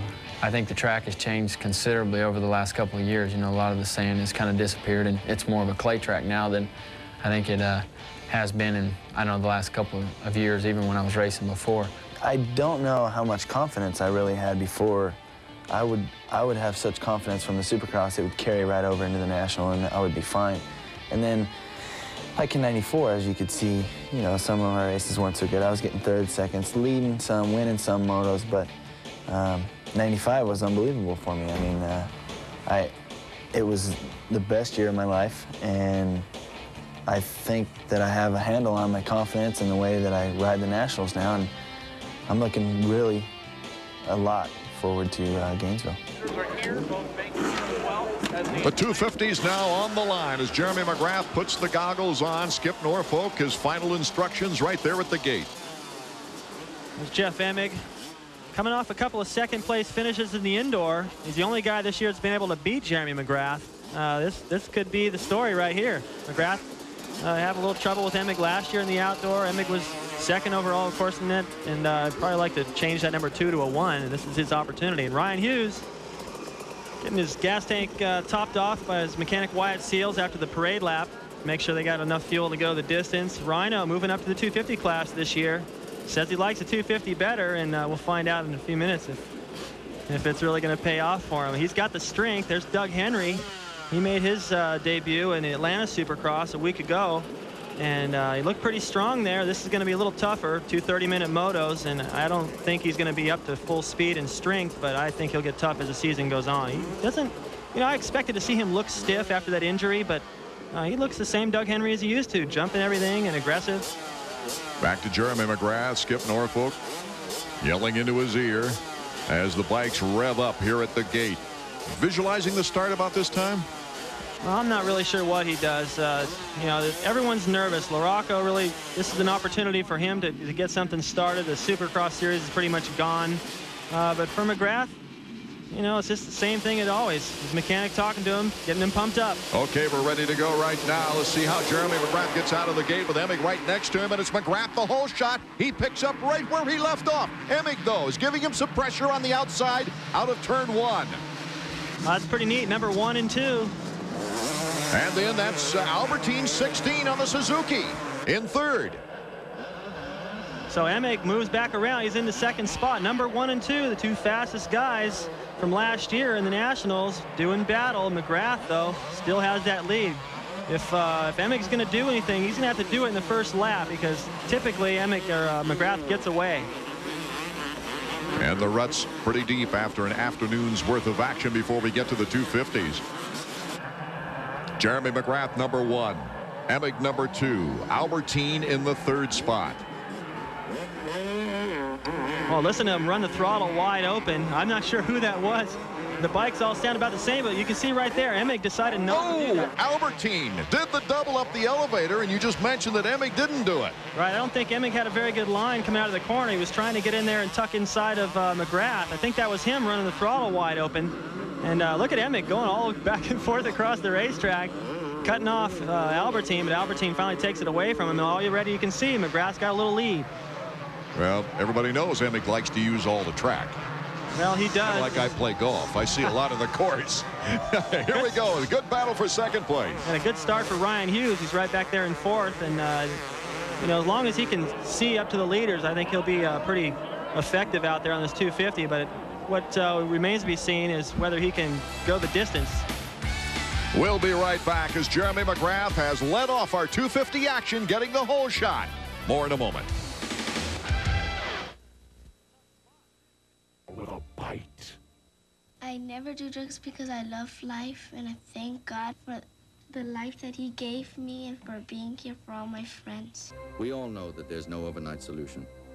But for an investment of only $12 apiece, every child in America could take the DARE program, and we would soon be free from the horrors of drug abuse. DARE to keep kids off drugs. Check off a contribution to DARE on your state tax form. Continental joins DARE in working to make our community a better place. I always had to get after him for something. Garrett, don't be a show-off. Garrett, watch where you're going. Garrett Anderson, be still. Would he listen to me? No. But he'll always be my angel. And now the Angels are playing hardball on KCAL 9. You want to learn about college hoops, my PT peers, my diaper dandies, or argue about my top 10? Now check out ESPN Net's Sports Zone, featuring Dick Vitale's only weekly column during the season. Plus Dickie V's Hardwood Chat. There's even a one-on-one Q&A. You and me online, baby. Hey, what about Rick Pitino? The Cats are the most talented team in America. ESPN Net Sports Zone. It's Dickie V on the internet. Of course, if he's got a net, I'm there, baby. Time for our Suzuki flashback, and we go to last year when Jeremy McGrath won his very first overall outdoor national. Well, it wasn't without a fight, though, Art. First, he had to fight off the flu and a bad start in the first moto. Mike LaRocco was the hot one. He's the defending champion with the #1 on the plate. Moving into first place as Jeremy McGrath, testing his teammate Doug Henry, moves into third. He would capture a third-place finish in Moto #1. But LaRocco had to battle with Greg Albertine till the very later stages of the race, and eventually was the stronger LaRocco taking the win in Moto 1. Albertine second, Jeremy McGrath third, but how things change quickly in Moto 2. Well, the two fastest riders from the first moto, Albertine and LaRocco, both with the DNF. That allowed McGrath to go on and win the second moto and the overall. Back to our action at hand. It's Jeremy McGrath in first, Albertine in second, Emig #2 in third in front of his teammate Ryan Hughes. Here's McGrath coming off the hill. Albertine, a terrific start for Greg, just like in the first moto last year. Right, it looked like he actually lost a little bit of time to McGrath in that first lap, but now he's actually closed the gap as Ryan Hughes has to Jeff Emig, but Hughes didn't do that elevator shaft, and you know, I think it's tough to do when you're right behind somebody. They're kicking up dust, you can't see your line, and you're not going to take any chances there. That could be a decider throughout the afternoon. Coming out of that corner, getting enough lift to take the double, not a single. Right, well, last year you were in third, fourth gear. You had a long straightaway leading up to it. It was pretty easy for most of the guys. This year, we're seeing that as really separating the men from the boys. If you don't get a good run out of the corner, you can't do it. Out of the big sweep and into the whoops, it's Jeremy McGrath, but Greg Albertine is right there. Albertine expecting more of himself this year in the National Outdoors.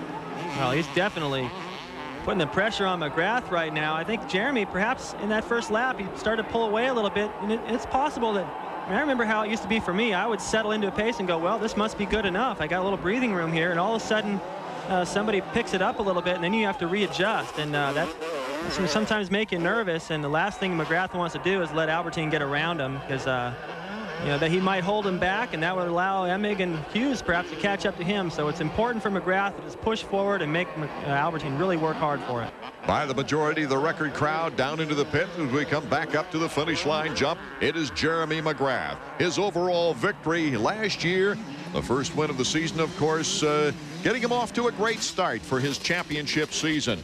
It's interesting, I think, to note here at Gatorback Park that in 14 races of 250, as we see Skip Norfolk giving Jeremy his board, but in 14 prior races, 9 times the winner of Gatorback has gone on to win the 250 title. Well, I remember it hasn't always been the opener. I won it in 1983. It was actually the 3rd or 4th race of the series, but it still applied. Mark Barnett also won that day in the 125 class. We both went on to win the title. Mark Barnett, who came back to work this track into terrific condition after the rains earlier in the week. And of course, our buddy David Bailey here working on the telecast. You can't get away from it anyway. Almost getting away from him, Jeff Emig on his Kawasaki, as Ryan Hughes picks up some room there in 4th place behind Jeff. That's a real tricky section. They're coming up to that elevator shaft again. We'll see what happens.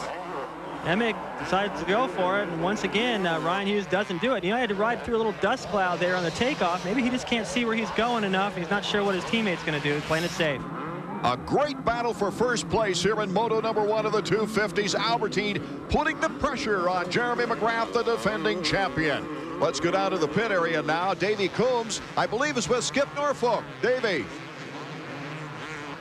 Skip, who is Jeremy more concerned about, the Suzuki behind him or the 2 Kawasaki's? Well, right now he's got to be concerned with Albie. You know, over in the back, he's put some pressure on him. Jeremy's able to pull away on this side of the track. It's an early race. Last year, Albie seemed to fade a little bit towards the latter part. Jeremy's strong. You know, it's early. We got about 30 minutes of racing left to go. Long motos here in motocross, 30 minutes plus 2 laps. Jeremy McGrath out in front. Greg Albertine still holding on to 2nd place and not that far from Jeremy. This record crowd you can hear in the background, they're digging it. They want to see somebody challenge McGrath. I don't think they necessarily want to see him get beat. They just want to see him challenged, and he's getting all he can handle right now from Albertine, and Emig and Hughes are still pretty close. Anybody makes a mistake, these two could very well take over. Emig in 3rd, Hughes in 4th place. That hairpin turn and then the acceleration down the hill before going back up on the finish line jump. Hughes accelerating. He's on the left. Oh, my goodness. He hit his chin on the bar.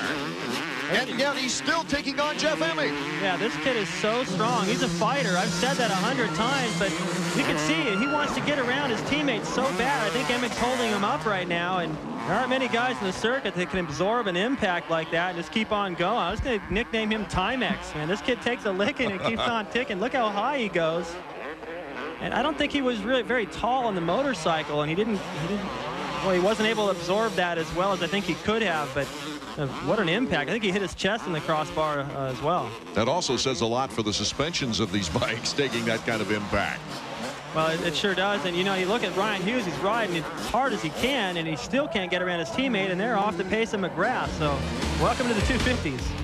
McGrath, Albertine, and Emig are top 3, with Hughes and LaRocco in the top 5. We'll be back with more 250 action in a moment. AMA Motocross on ESPN2 is being brought to you by Dunlop, simply the best for your bike.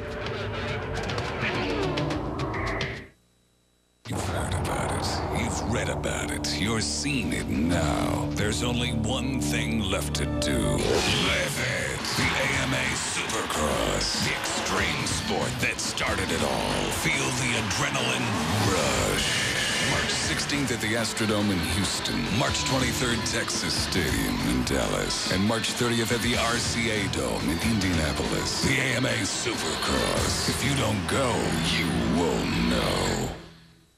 A friend of mine said I should try America Online. So I did. I've gotten help with my golf swing, planned my next vacation. I even get stock price updates every 15 minutes. America Online puts over 100 newspapers and magazines right on my screen. I've got worldwide email, point-and-click internet access, and a great web browser. Plus, new features keep getting added. Call the toll-free number and you'll receive your free startup kit and 15 free hours to look around. It's worth a try. You'll see. It has a 937cc liquid-cooled 16-valve engine with straight intake tracks, adjustable suspension, and an ultra-rigid twin-tube diamond-type frame.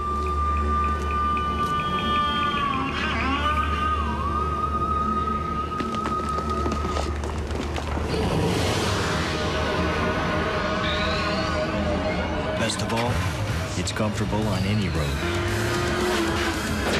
The Suzuki RF 900R. Rule number 60, hooking. Rule number 25, to play the game, use a puck. Colorado battles the Wings tomorrow at 7:30. The NHL rules on ESPN2.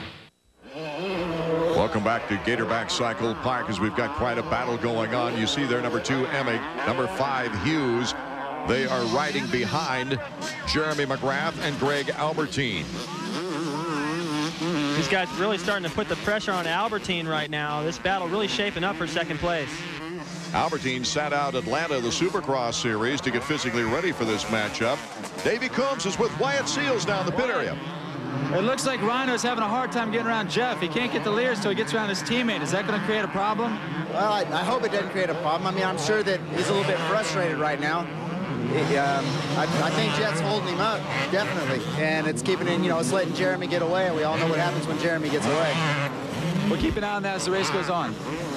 Ryan Hughes getting a lot of valuable experience with more powerful machines in the 500 at the Motocross to Nations, running 250 in Supercross, and now here in the outdoors. I think the more horsepower you give him, the more mellow he rides. And when he can tone it down a little bit, he starts to ride really good and put the lines together. He's got all the talent. One thing he doesn't lack is his determination. There, ooh, he almost cased that double on the elevator. Maybe that's why he didn't try it the first 2 times we saw him. Yeah, you could hear it bottom out, metal to metal. So, I mean, that's a hard impact. When you go past that bump rubber and you hear metal to metal, you're landing hard. That's twice now in a matter of a lap or 2 that he's had a hard impact. So this kid is giving it everything he's got, and he's probably got to wonder what else do I have to give. I mean, he's still not up to the pace of McGrath. You saw McGrath, Albertine, Emig. Albertine coming into our picture. Number 16, the South African, in his second outdoor series here in the Nationals. After coming over as a former world champion, 3-time world champion in motocross in Europe. I think Albertine really shines more in the outdoor races, and you must like Gatorback because every time they come here, he's fast. Put a lot of pressure on McGrath those early laps. He's starting to lose that a little bit now. You can see McGrath already starting down into the pit. He's got a comfortable distance. Now it looks like Albertine's going to have company from the Kawasaki guys, and that may force him to ride more defensive, and like Wyatt said, that's going to let McGrath get away. Boy, and McGrath has taken advantage of it. On that last shot, you saw the interval between McGrath and Albertine as he's already off the finish line jump, and Albertine is landing. We're going to have a good 3-way battle, it looks like, for second place, David. And if you look back, yeah, definitely. And when you look back behind these guys, there's nobody. Now, where the heck is LaRocco and Bradshaw, guys like that, Lawrence? I would expect to see them up there, even perhaps Henry, but they all must have gotten a pretty poor start. These guys that could probably fall down and pick it up and still not lose a position. Hughes battling with Emig as we get set to break away for a moment. Our leader still, Jeremy McGrath, is pulling away. Albertine still in second place, but he's got a battle on his hands.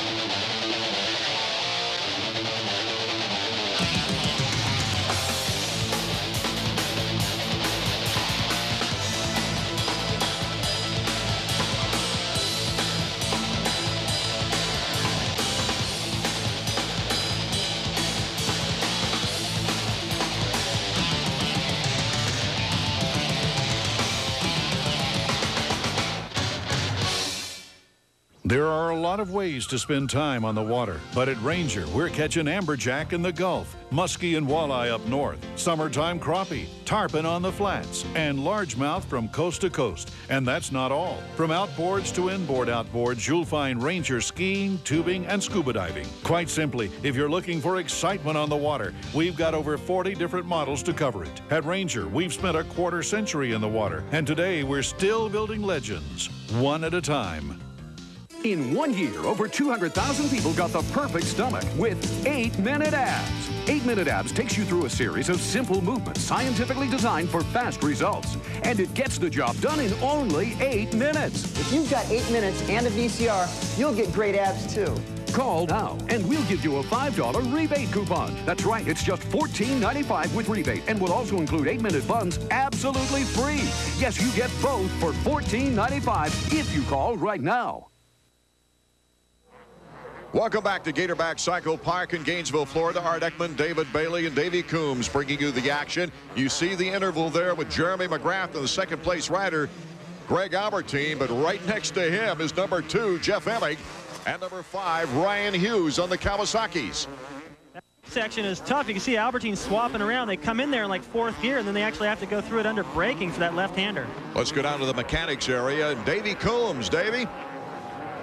Here, down here with Jeremy Albrecht. This is Jeff Emmings. Okay. What kind of strategy do you think Jeff's going to use to try and pass Albie? Well, he's just trying to relax and breathe. It's a long race, and I mean, he knows what he has to do to win. He's been doing this a long time, so he'll do it. Is he going to settle for second? If he gets a second, or is he going to ride to Jeremy? He knows it. I mean, he might settle for second knowing he can win the next moto and get the overall, but he knows he has to at least get second to be in the running, so. All right, thanks, Jeremy.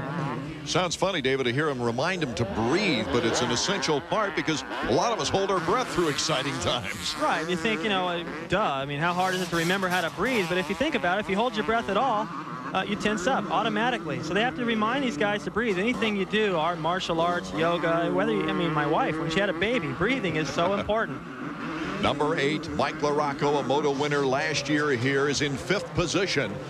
But he's a long way back from that pack of 3 battling for 2nd place. Yeah, this must be pretty frustrating for Mike, winning the first moto here last year, really being the dominant guy and being way off the pace. It might be because of his start, but still, it's... Oh, Albertine went down, and the 2 Kawasaki's went by the Suzuki, moving into 2nd and 3rd. That's a lapper. But Albertine gets right back up. He's still in 4th place. Final lap, Jeremy McGrath way out in front. He has dominated this race from the very beginning. That was after a skirmish with Greg Albertine just for the first few laps. But you can see the difference between McGrath and Greg Albertine. Albertine going down, losing positions, dropping way off the pace. And once again, McGrath, perfect. Well, he certainly looks perfect. He makes it look awfully easy. You know, just to look at it here, you don't know he's shifting and braking and thinking about all the ruts, and this track has really rutted up. Well, the track is becoming more difficult as the days continue. It's gotten slick here and there. You can see his lines are really good. He carries a lot of momentum even through there in this tricky section. His lines all come together, and that's why he just inches away. And, look how clean he is. I don't think Skip's going to even have to wash the bike between motos. Just put gas in it, check the chain, and hang out, have a sandwich. Well, those ruts now are looking like you could catch a peg in it. Now, some of them are starting to get deep. McGrath right there, a lot of times in the last couple of laps, especially if you've got a lead, you can experiment. It looked like to me he did just that. He went into that berm, about halfway through the berm, he cut out to the inside, and he got a stronger run at that elevator shaft because that main line's going to get rougher, so he's already thinking ahead. Jeremy McGrath with a brilliant race to lead off the motocross season. Still showing the speed he did earlier coming through those whoops. Well, you can see how far back it is to 2nd place. You barely get a glimpse of somebody. Not even sure if it was a lapper or not. Now a little wheelie for the fans. Very much a showman. He knows how important that is to be a popular motocross rider. It's not just talent. It's the interaction with the fans and being able to set up the bike, promote yourself. And McGrath's done a good job of it. And yeah, I can't believe how many wins he's strung together in such a short period of time. Really, because he had some sweeps there at the end of last year. Jeremy McGrath to the cheers of the record-breaking crowd here at Gatorback Cycle Park. Taking the turn now for his final ride, at least in Moto 1, of going down into the pit. You see him jump that plateau there. He leans way forward, taps the brakes, sets the front end down. I mean, everything that he does, the amateurs are watching going, wow, did you see that? And for him, it's his second nature. It's got to feel great. A lot more competition this year, and he still showed him he's the best. The checkers for Jeremy. Going back to last season, David Bailey, his 6th consecutive Moto win. Last year finished 3rd here in the first moto, way off the pace, bringing the confidence that goes along with that #1 plate, starting off this season even stronger. Jeremy McGrath, the victor in Moto 1 with Emigan Hughes on the platform with him. Albertine and LaRocco rounding out the top 5. Then Bradshaw, a 6th place finish. Let's go to Davey Combs with Jeremy. We're down here in the winner's circle with Jeremy McGrath. Jeremy, indoors, outdoors, still undefeated. Well, I feel pretty good out here today. You know, it's got to get used to riding that rough stuff again. I'm kind of got a little cold. I think the cold's good luck for me here at Gainesville, and turned out good the first moto. You finished just like you finished the 2nd moto last year here with a runaway. How do you feel going into the 2nd moto this time? I mean, I feel strong. At first half of the moto, I was kind of a little nervous. I think it was Albie on my tail or someone, and he was putting a fender in there, so it's getting me a little nervous. As soon as I found the groove, I started pulling away, so I'm looking good for 2nd moto. Yeah, and how did you feel at the end of this moto? You feel strong? Oh, yeah, I feel real strong. Only thing, my hand's a little sore, but just comes with time. All right. Congratulations, Jeremy. Thanks. We'll be back with Moto number 2 of the 250 action to see if Jeremy can take his 3rd consecutive sweep in motocross action. Fact, red lights last longer when you're in a hurry. Fact, there's always 10 hot dogs and only 8 buns. Fact, you can't get a great deal on a great bike. Well, fact this. Right now during Suzuki Fest 96, you'll get all kinds of great deals on our hottest bikes, like the classic street cruiser Savage 650 for only $99 a month. Or get the responsive Katana 600 for only $139 a month. But you better hurry, because unlike your grandma's fruitcake, Suzuki Fest 96 won't last forever. And that's a fact. ESPN Magazine takes you inside the sports you love. First up, Baseball 96. It's the big season preview issue that covers all the bases, with team-by-team analysis from Peter Gammons. Up-to-date lineups, rookies to watch, free agents, all the big deals, major stuff. So get a grip. Hardball is back, and we're making a big issue of it. ESPN's Baseball 96 on newsstands now. You've heard about it. You've read about it. You're seeing it now. There's only one thing left to do. Live it. The AMA Supercross. The extreme sport that started it all. Feel the adrenaline rush. March 16th at the Astrodome in Houston. March 23rd, Texas Stadium in Dallas. And March 30th at the RCA Dome in Indianapolis. The AMA Supercross. If you don't go, you won't know. In this week's Honda riding tip, we're going to talk about physical training. You've heard these guys talk about training, but we're going to take a little closer look at what they actually do. A lot of running, a lot of cycling, and because of the knee injuries that some of the riders get, they revert more to bicycling rather than running. The first few days of the week, you spend a lot more time physically training, a little bit less time on the motorcycle. Monday, usually more of a travel day. Tuesday, you start to ride a little bit. Wednesday is the toughest day. You should try to fit in all the physical stuff and riding the motorcycle. Thursday, I usually try to simulate the race.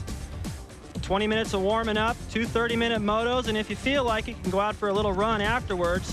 Friday is usually another travel day, and if you can, just fit in a little 30-minute run. Saturday is crucial. Get on your race bike. It's always different than the practice bike. Sunday, of course, is the race, and if all goes well, you can go to the bank. Well, I know that was on your schedule because you went to the bank a lot, David Bailey, as we get set for Moto number 2 now. After winning at Jeremy McGrath, let's see what he can do with the whole shot here. And it's Emig, Jeff Emig, getting the whole shot with Hughes in second. Guy Cooper, number 50, in third. And McGrath is fourth. Albertine went down in the first turn. Bradshaw's in fifth. Here's our leader right now out of the box, Jeff Emig. And he's got a Kawasaki teammate right behind him before Jeremy McGrath has a chance. Well, that's real good news for Emig, and really pretty good opportunity for Ryan Hughes. He looked good in that first moto. He did a lot better than I expected in his first ride on a 250. Number 50 is Guy Cooper. Wow. 33 years old. He's now more in endurance riding and cross-country riding after his supercross and motocross career. I would have expected him to jump that elevator right there, but I think Ryan Hughes is in the way. I don't expect Cooper to stay up there for very long, but he can go fast for a few laps, and now McGrath's behind him, so that might be a problem. By the time McGrath gets around Cooper and Hughes, Emig could be long gone. Jeff Emig and Ryan Hughes, 1 and 2 with Cooper, McGrath in that order as they come out of the sweeper and go into those whoops. Already Emig's got a pretty good lead, and Bradshaw. Look at Bradshaw, number 28 on the left side. Yeah, he's tucked in. Looks like a road racer. Well, he's flying around the sweeper, and he's actually made up a little bit of time on McGrath right there. There's Doug Henry, number 15, coming into your screen. Not a very good start, and pretty poor first moto, but he's got to start somewhere. Right now, it's more of a conditioning thing than a confidence thing, really, isn't it, David Bailey, because of being out so long with the broken back? Right. Well, I mean, first is the question of how is that back? How strong is it? And I really, even when he gets fit, I still think he's not fully back until he wipes out once pretty hard. I mean, that's still something to think about. McGrath has gotten by number 50, Guy Cooper, and right now putting the heat on is Damon Bradshaw, number 28. Riding very smoothly. I like that line as he came down the hill. Looks like he's got the speed, stays a little lower and makes the pass, but he set that up coming into that pit. He actually went out over the berm to set all that up. Emig, our leader, Bradshaw in fourth. We'll be back.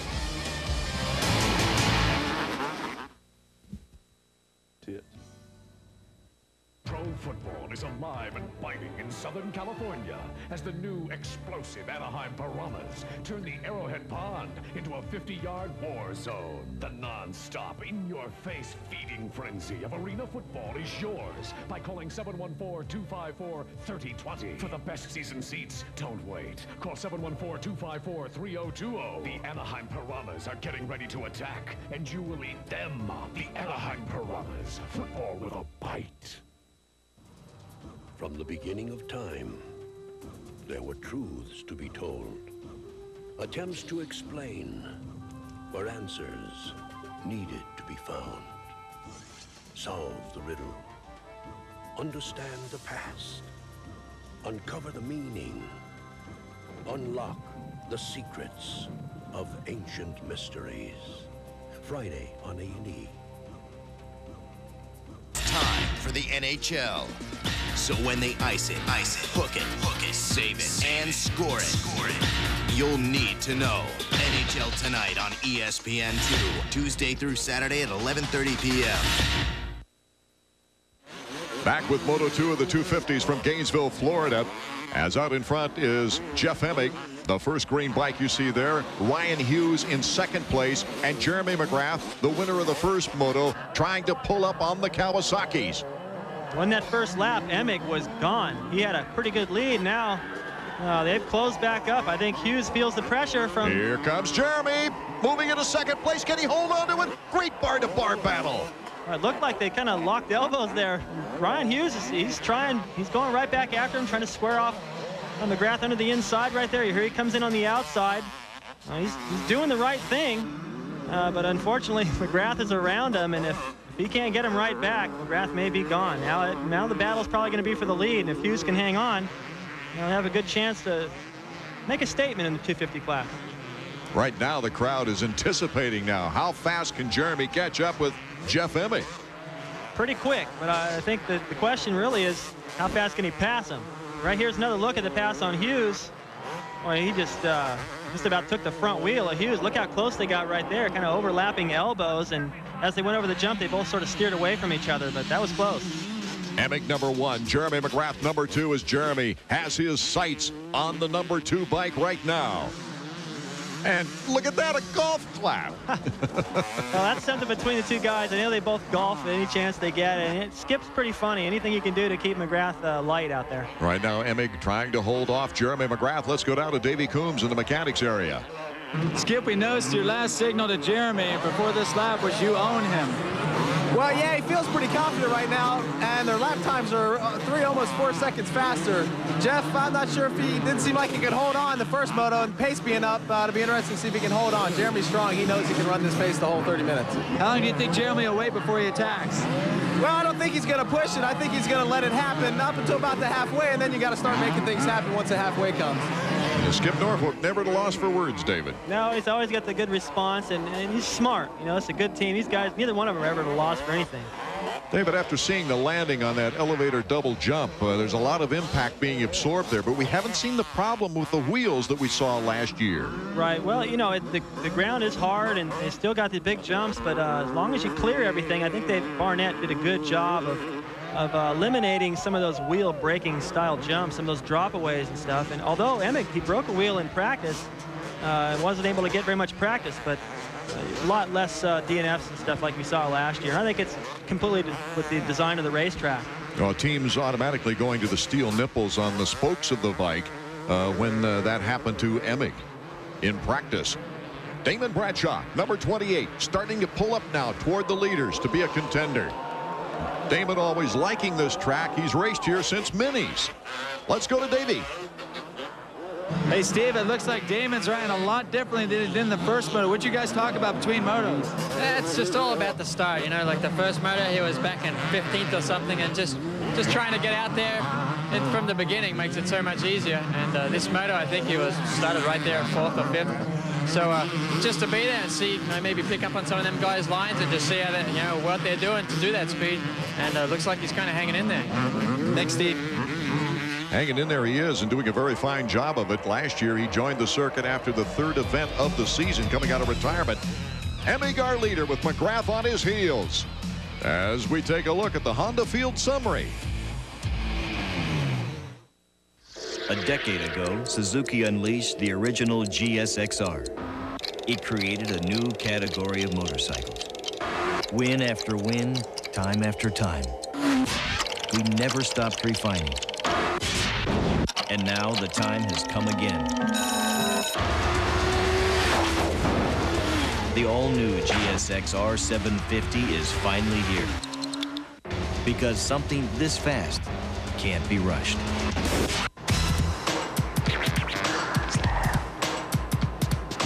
Hey, Rhino, first call. Let's get ready. All right. Come on, Ryan, you're late. Let's go. Okay, okay.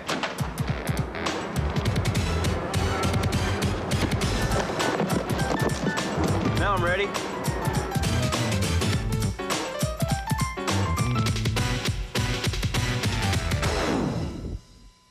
A friend of mine said I should try America Online, so I did. I've gotten help with my golf swing, planned my next vacation. I even get stock price updates every 15 minutes. America Online puts over 100 newspapers and magazines right on my screen. I've got worldwide email, point-and-click internet access, and a great web browser. Plus, new features keep getting added. Call the toll-free number and you'll receive your free startup kit and 15 free hours to look around. It's worth a try. You'll see. We're back to motocross action. Jeff Emig, our leader, in front of Jeremy McGrath here in the second moto after Jeremy took moto number 1. Pretty much with ease, too, and not much of a challenge from Emig. As we pointed out before they started the first moto, Emig's the only guy to beat McGrath this year. He sits in a good position to do it again. And McGrath, you know, I don't see any place on the racetrack where it's really that much faster than Emig. And Emig's going to have to make a mistake. He made a little one right there. Still not enough. He had enough power to come from the outside and seal off Jeremy McGrath. This is quite a commendable performance for Jeff Emig right now, because I think many of the fans in this record-breaking crowd were thinking, hey, it's only a matter of time when Jeremy gets up there, but I think it's taking longer than they anticipated. Right, well, every time he gets up there, he makes a little bobble, trying a new line, something else where he can make that pass, and Emig is steady enough. Oh, Mike LaRocco cased it hard on the top of the elevator jump. LaRocco, who got an 11th place start, was trying to come up through the field. Looks like he's holding his forearm a little bit there, but he's kick-starting that Suzuki to get it back into action. Yeah, he looks like he's in pain, Art. I mean, if that is the top of the elevator jump, and I'm just going to assume if he came up short there, we saw Hughes bottom out there and pull it off. I mean, if he crashed there, he must have came up way short, and you know, we know how many injuries he's had to those arms, and they have to take a beating on an impact like that. Back out in front, it's Emig number 2 and Jeremy McGrath number 1. And Jeremy unable to really show him a wheel yet as they come over the finish line jump. You know, I think the strategy might play a part here. I think Jeremy's probably going to set Emig up. I mean, that's what I would do. I would, let's say, Roy says you're smoother. Roy Turner. That's a team manager. That's kind of a weird thing to put on the board, because Emig, or McGrath's right there. He can read it too. I don't know. Really, smoothness isn't going to win this race. Speed is. Now it's a fight. And McGrath is going to pull out everything he can. And what I was beginning to say on that strategy is that if McGrath moves around Emig right now, that gives Emig a chance to retaliate. And he will, believe me. And if McGrath thinks he's faster somewhere on the racetrack, he might be smart to save that till the last lap and not give Emig a chance. Well, if the strategy doesn't work and Emig wins this moto, he takes the overall, winning the second moto. Jeremy, though, he's going to test him. You know that. This is that corner before the elevator. And look at, boy, McGrath really having to suck up that roost, and it goes wide at the top. Loses a little bit of time, but it's crucial. He's got to get up over that jump or he loses a second or two. I noticed one of the lines in the first moto that he won, he was taking an inside line off the elevator jump, which was very unusual. No one else was really doing that till later in the moto. Well, that's just the skill that McGrath possesses, to be able to jump that jump so perfect and get on the brakes and make that inside. It's not easy to do, and right there he made a mistake. Into the whoops. Jeremy McGrath on the left. Emig in the lead. And the whole focus now is out front, which is kind of unusual lately. Yeah, it sure is. You usually look for the battle to be in second place, but Emig's giving McGrath all he can handle. And I can remember when I was fortunate enough to have a winning streak, and then it was threatening to be broken towards the end of the moto. I started to panic, and you can bet McGrath's getting nervous now. Looking at our Honda field summary, Emig, McGrath, and Hughes, and we'll be back with the finish of 250 action in a moment.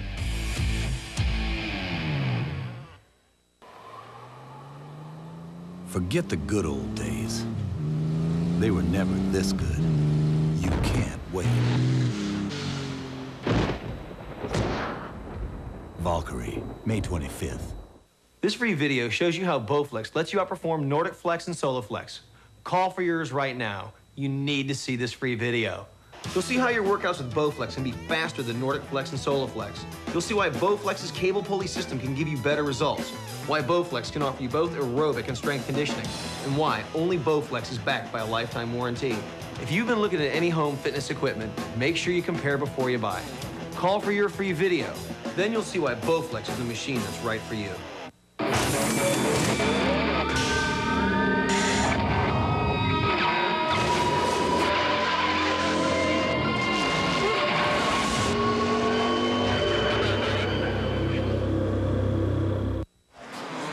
Art Ekman, David Bailey, and Davey Coombs down in the mechanics area as we check out moto number 2 of our 250 action from Gatorback Cycle Park.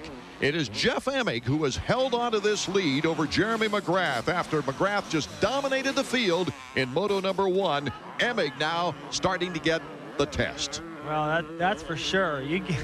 I can tell you what it feels like. I've had Johnson breathing down my neck for 30 minutes, and it's no fun. McGrath trying to use the inside to get up that elevator jump. Oh, that gives Emig a big advantage. Emig able to double. McGrath, after spinning coming out of that corner, didn't have the run at the double.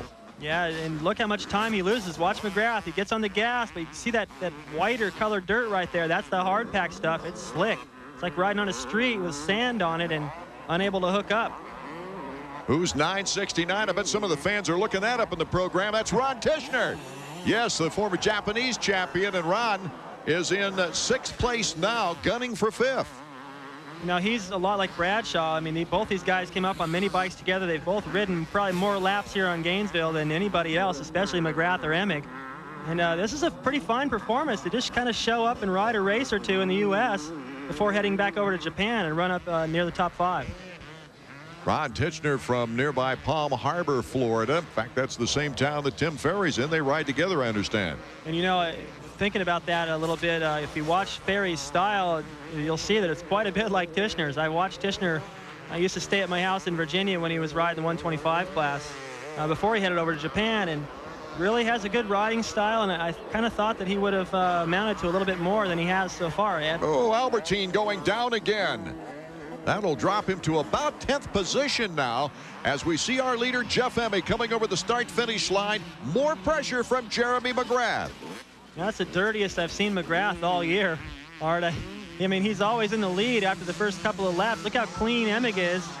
Emig really accelerating through there. Brakes hard to take the tight turn. McGrath is not having an easy time of it staying up with him, especially if he doesn't take the double on the elevator jump. I think he lost about a second on that particular move last time. Yeah, and he steadily gains a little bit of that time back, and then they come around to it again, and if he's unable to do it this lap, that could ice it for Emig. He might be able to pick this up because we're getting down to the wire here. Ooh, look how deep those ruts are getting now on that turn as they accelerate up that hill in the corner. And Emig had a neat line coming out of that corner. He just picked it up on the rear wheel and rode it through there. Those bumps you can't see from the angle we're at. If you're riding into them, they're sharp, and some of them are at an angle. So if you get the front end over them and power through there, it's the best way to get through there. Now it's a pretty good lead they've got over Ryan Hughes now, 13, almost 14 seconds. A lonely third for Ryan, but he's hanging in there. Yeah, not too bad for Ryan. He's still not jumping that elevator jump, and you know, if you're losing a second a lap, that's about the difference right there. Ryan Hughes, a 3rd place in the first moto, currently in 3rd again. He'd be well off points-wise. Sure, this is a great performance for him. First time in the 250 Nationals and 3rd in both motos. He was in contact. He was up there running with Jeremy for a little while. At least he got a look at him. It's a lot better to have a look at him and drop back than it is to never see him at all. And after such an emotional rivalry last year of losing the 125 crown in the last moto to Steve Lampson, I'll never forget when his chain broke and he pushed his bike over the finish line to the cheers of the fans, and he just collapsed right after the finish line. Well, he may not have won that battle, but he proved that he has the guts to do what it takes to get across the finish line, and in the long run, that's going to pay off. Only 22 years of age. He's got a lot of riding ahead of him, hopefully. From Escondido, California. You get a little sand out in that area, don't you? A little bit. They got a lot of different practice tracks they ride on. I know the Kawasaki test track is fairly hard packed, but he goes out to some other local tracks, and he lives pretty close to me. I see him every now and then. I can tell you one thing, this kid trains really hard. He's in the best shape of anybody out there. I don't think there's anybody in any better shape than he is, that's for sure. Okay, Jeremy McGrath now has picked up a little bit on Jeff Emig as they come around turn 1 after the finish line jump. It seems like McGrath loses time over near the elevator jump and now picks it up by the time they get back into turn 1. And listen to all the yelling. You can hear the intensity in the mechanics area. That's not just the mechanic now. It's the mechanic, it's the suspension guys, the team managers, Wes McCoy, Jeff Stanton. I can see him out on the racetrack. Everyone's yelling. This is getting down to the wire, and for the first time this year, McGrath just might lose. Well, in motocross, he hasn't won them all. He had a championship run last year, winning 12 of 24 motos. Great percentage. It doesn't get much better than that. I mean, you know, he won the title and he won half the races, and you know, when you do that, the momentum is all yours. And if he loses this here today, that momentum, it's only one race, Art, but that's all it takes for that momentum to shift. And he's got to get around Emig to keep that. Right here is a crucial.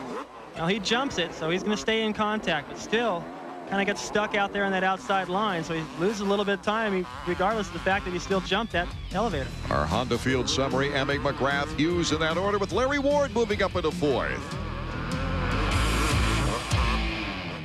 Would you go fishing with a lawnmower? Then why trim your lawn with fishing line? Forget it! Here comes the Weed Terminator. 3 awesome cutting blades that swing out and are held in position by centrifugal force. Weeds are defenseless against them, and trimming has never been easier. The entire unit installs quickly and easily to whiz through even the thickest grass and weeds. Turn your gas-powered trimmer into a powerful Weed Terminator. Broken trimmer line? Terminated. Wasted time? Terminated. Expensive replacement spools? Terminated. The Weed Terminator fits all these popular gas trimmers, and it's yours now for only $19.95 with an extra set of blades free. Don't miss this opportunity. Call now. Call toll-free 1-800-757-3535. That's 1-800-757-3535. Or send $19.95 plus shipping to Weed Terminator, 2 Morgan Avenue, Norwalk, Connecticut. Call now. We're here to tell you about AbWorks from Nordic Track, the advanced abdominal exerciser. AbWorks is fun, it's new, and it's hot. Get AbWorks for a smoking new waistline. AbWorks by Nordic Track. With AbWorks, you can effectively work your abs with complete neck and back support. Look better. Sculpt the abs of your dreams. The ultimate ab machine is here. AbWorks by Nordic Track. Work upper, lower, and side abdominals with complete support for the head, neck, and spine for a safe workout. Tone your entire waistline in just 5 minutes a day. Get it for $119.95 or 4 easy payments of $29.95. Call now to order and get this free workout video with complete instructions for 15 AbWorks exercises, plus my 20-minute aerobic workout. That's everything you need. Call now to order the complete AbWorks system for $119.95 or 4 easy payments of $29.95. Get your AbWorks today. AMA Motocross on ESPN2 has been brought to you by Honda Motorcycles and ATVs. Get to your dealer now for the lowest deals of the year. We are back. Jeff Emig, number 2, has led the entire race here in Moto 2. But Jeremy McGrath is right on his tail. This has been Jeremy's tough area. Well, he's going to the inside again. He keeps making mistakes. Oh, once again, he gets into that hard-packed slick stuff. Emig jumps that double, and McGrath unable to do it. This time, though, McGrath uses the inside around the top. So actually, when you weigh it all out, I think he's not going to lose that much time there. It would have been a lot better if he could have done it. Still gives Jeff Emig a break. Emig in first, McGrath in second, and Hughes a distant third. And Emig look at the way he goes through that sweeper, carrying a lot of speed through the corners. You know, Emig's lines occasionally makes me hold my breath a little because he goes wide, leaves the door open, but he's got the confidence and the momentum to hold on to that lead. The 26-year-old from Riverside, California. He ended up second in the points last year with 1 overall. That was at Southwick, but he had 5 moto wins on the season. There's Mechanics looking on. He's just crossing his fingers. That's about all he can do. There's nothing Mechanic can do now. That bike's going to hold up. McGrath, though, putting the pressure on.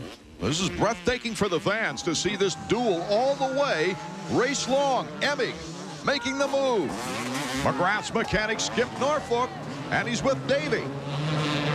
Skip, it seems like every time Jeremy gets close enough to take a shot at Jeff, something happens. Either he doesn't do the uphill jump or Emig moves over on him. Yeah, well, he's trying to inside line back here on that, what they call the elevator, I guess, and it's pretty hard and slick, and you just got to commit. And I hope he's trying to set him up for something in there. So, you know, it's way past the halfway. We're down to 3 laps left. He's got to make it happen now or it's not going to. Jeremy McGrath showing the doubters last year that he could win an outdoor national title. Said he learned a lot about how to ride a motocross as adverse to supercross. Yeah, well, he proved it. He's got the #1 plate to prove it. He's coming up the elevator again. Looks like he's got the speed. No, he doesn't jump it again, so he's going to lose a lot of time. Maybe that lapper had something to do with it, but going back to what you said, Art, you know, he did learn a lot. But one thing that remains to be seen is if he can win a race at the very end like this. He's always got a big lead by this time. He never has to dig this deep, and right now he's dirty, he's tired, he's digging deep, and Emig has still got a comfortable lead. I can't imagine a more exciting race to start the season with. Well, it's a perfect time for them to build a brand new track here in Gainesville, and for a record crowd, they're getting all that they came to see right now. Emig, he looks like he might be able to pull this off. McGrath is making more mistakes than he usually makes. 24 years old on the Team Honda. Returning to the spot with his very first national overall. He's trying to do it again, but he has to take the lead away from Jeff Emig in the last 2 laps. We're approaching the end of the 3rd lap. Jeff Emig, you can see, made a little time out of the whoops. You know, once you've had the lead as long as Emig has, and McGrath has been back there, every once in a while it presents a challenge, and he loses some time, and you get a little breathing room. I mean, after a while, when you're the leader, you start to not be as concerned about it. So for McGrath to really put pressure on Emig and force him into a mistake, he's got to stay that close, if not closer, for any hopes at all at pushing Emig into a mistake. Over the finish line jump, it's boom, boom. It's that close, and here comes Jeremy McGrath to the inside, but Emig just enough steam to take into that first turn out in front. He cuts inside, McGrath goes wide. It's looking like bar to bar. McGrath makes the pass. Oh, with less than 2 laps remaining. And Emig comes back. Emig hits him and goes down. So Jeremy McGrath is handed a gift. No, I don't believe it. McGrath, Emig must have got in there and tried to square him back off and hit him. McGrath looked over, and now, boy, what a relief. Emig gets going. He's got some things bent on his bike. But I think they got enough of a lead over Hughes where he'll be able to hang on to 2nd place. But there's Jeff Stanton, a couple of fans. Glad to see McGrath pull it off. Boy, that was a tough one. Jeremy McGrath surviving as Jeff Emig. Boy, the pressure was on him all the way. And I think you were right about the strategy. Jeremy McGrath knew he was going to make a move here, maybe. Oh, that's what I would have done. It was just a guess. But McGrath was setting Emig up in that corner, I think, every lap. And he may have faked him out as he went into that long left. You saw him going on the inside, and Emig covered it. And McGrath carried all his momentum right back after that outside berm, held it wide open. He knew that would position him to the inside, and if he got up next to him, he'd control the corner, and it worked. Really doesn't have to utilize the Honda power right now. As you see Jeff Emig in 2nd place. Bike is a little bit bent up after falling down. But Jeremy McGrath with a good 9-second lead at least. Well, I can't think of anybody that hates to lose more than Jeff Emig. And he's been so close, it's got to be a bummer, but he's got to be proud of the way he rode today. You know, no one's been able to put that kind of pressure on McGrath all year, especially for that length of time. And, you know, he knows that he's got the speed. He's just got to try to keep it on 2 wheels to the very last lap. White flag is out. This is the final lap for Jeremy McGrath. A chance for a sweep, and what a way to start the season. You see the track now starting to get a lot rougher. McGrath using that wide line again. And he really doesn't have any pressure now. This is what he's used to, going around with a big, comfortable lead, acknowledging the fans. and just savoring this thing. By the time he gets to the winner's circle, the emotion's gone. He already soaked it all up. Well, it's been a beautiful day here in Gainesville, Florida. Later on in the summer, it becomes very taxing as we go to the Midwest and that humidity. Right, and you know, the thing is before, or last year actually, coming in, that was one of McGrath's weaknesses, is his fitness. Could he go the distance outdoors and perform in the heat? And last year in some of the hottest races was where he really shined. So now that he's proven to me that he has the ability to win a race in a pressure situation and coming down to the wire, he has no weakness. I guess you'd have to follow him around during the week at home to find one, because you're not going to find one here at the races. Well, this event here at Gatorback Cycle Park is the first of 14 consecutive weeks that these crews would be preparing bikes for either a Supercross or motocross.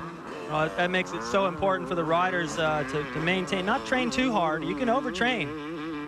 You can actually make yourself sick. These guys go from cold weather to warm weather. It's tough to stay healthy, and for the mechanics too. These guys work just as hard as the riders. Actually, the riders got the easy part. They just show up and everything's shiny and ready to go. Jeremy last year won the overall. He had a bad case of the flu, a heavy fever. And in fact, when you won, you had some abnormalities. Well, I came in with a broken foot. I wore a cast and a size 13 boot on my foot, and I just came to hoping to get points, kind of like Doug Henry did today, and I ended up winning with a 5th and a 2nd. So you never know. Jeremy McGrath. That's one of the few times you'll see him go that high. He usually controls it, keeps the power down low. Jeremy McGrath in the final lap of this second moto after winning the first moto. Dominating that, but boy, did the fans see one great race in this moto. That's also about the dirtiest you're going to see McGrath on a day that's not muddy. It's got to be a great feeling. About 50 yards to go to the finish. Up the hill, he can see the checkered flag waving as he crosses the finish line. Jeremy McGrath, his 7th straight moto win, if you go back to last year, and his 4th straight overall. Dominance? Oh, I'd say that's an understatement at this point. I mean, he hasn't lost anything. Emmek's the only guy that could beat him. Well, that was only in a heat race. Jeremy McGrath first, Emmek, Hughes, Bradshaw, and Tishner gets into the top 5. Larry Ward, Kyle Lewis, Phil Lawrence, Button, and Albertine rounding out the top 10. Jeremy, congratulations on another Gatorback win. This is your 2nd year in the row in 250 class and the 3rd of your career, right? Yeah, I think so. I won one here on 125. So, yeah, I'm stoked. That was a long, hard fight in the second moto between Jeff and I, and, you know, I guess when push came to shove, I was out in front. It seemed like a couple of times he'd get close to you, or rather, I should say you would get close to him, then he'd either come across on you or you'd mess up on the big uphill jump. What was going on? Well, I was trying to take the inside line and maybe kind of take his line away from him going up the big double, but I couldn't get kind of close enough. It was too bumpy, and he'd always get a line on me there. And also, I kind of ran out of tear-offs, following too much. What about the pass over here in the first turn? Yeah, I just figured I was following him the whole time. You know, inside, just falling, and waiting for mistakes. So I just figured I was close enough. I just changed my line, go to the outside, and it ended up working out. My bike my Honda had some mass power and came out in front. And so the undefeated season goes on. Yeah, it's good so far. I want to take it on into next week. We have Daytona, and if I ride this strong in Daytona, I'll be really happy. Congratulations, Jeremy. Thanks a lot. Jeremy with 2 firsts on the day, Emmek with 2 seconds, Hughes with 2 thirds, Damon Bradshaw, a good ride. Davey Combs is with Jeff Emmek. Seems like for 30 minutes you had him right where you want him. What happened?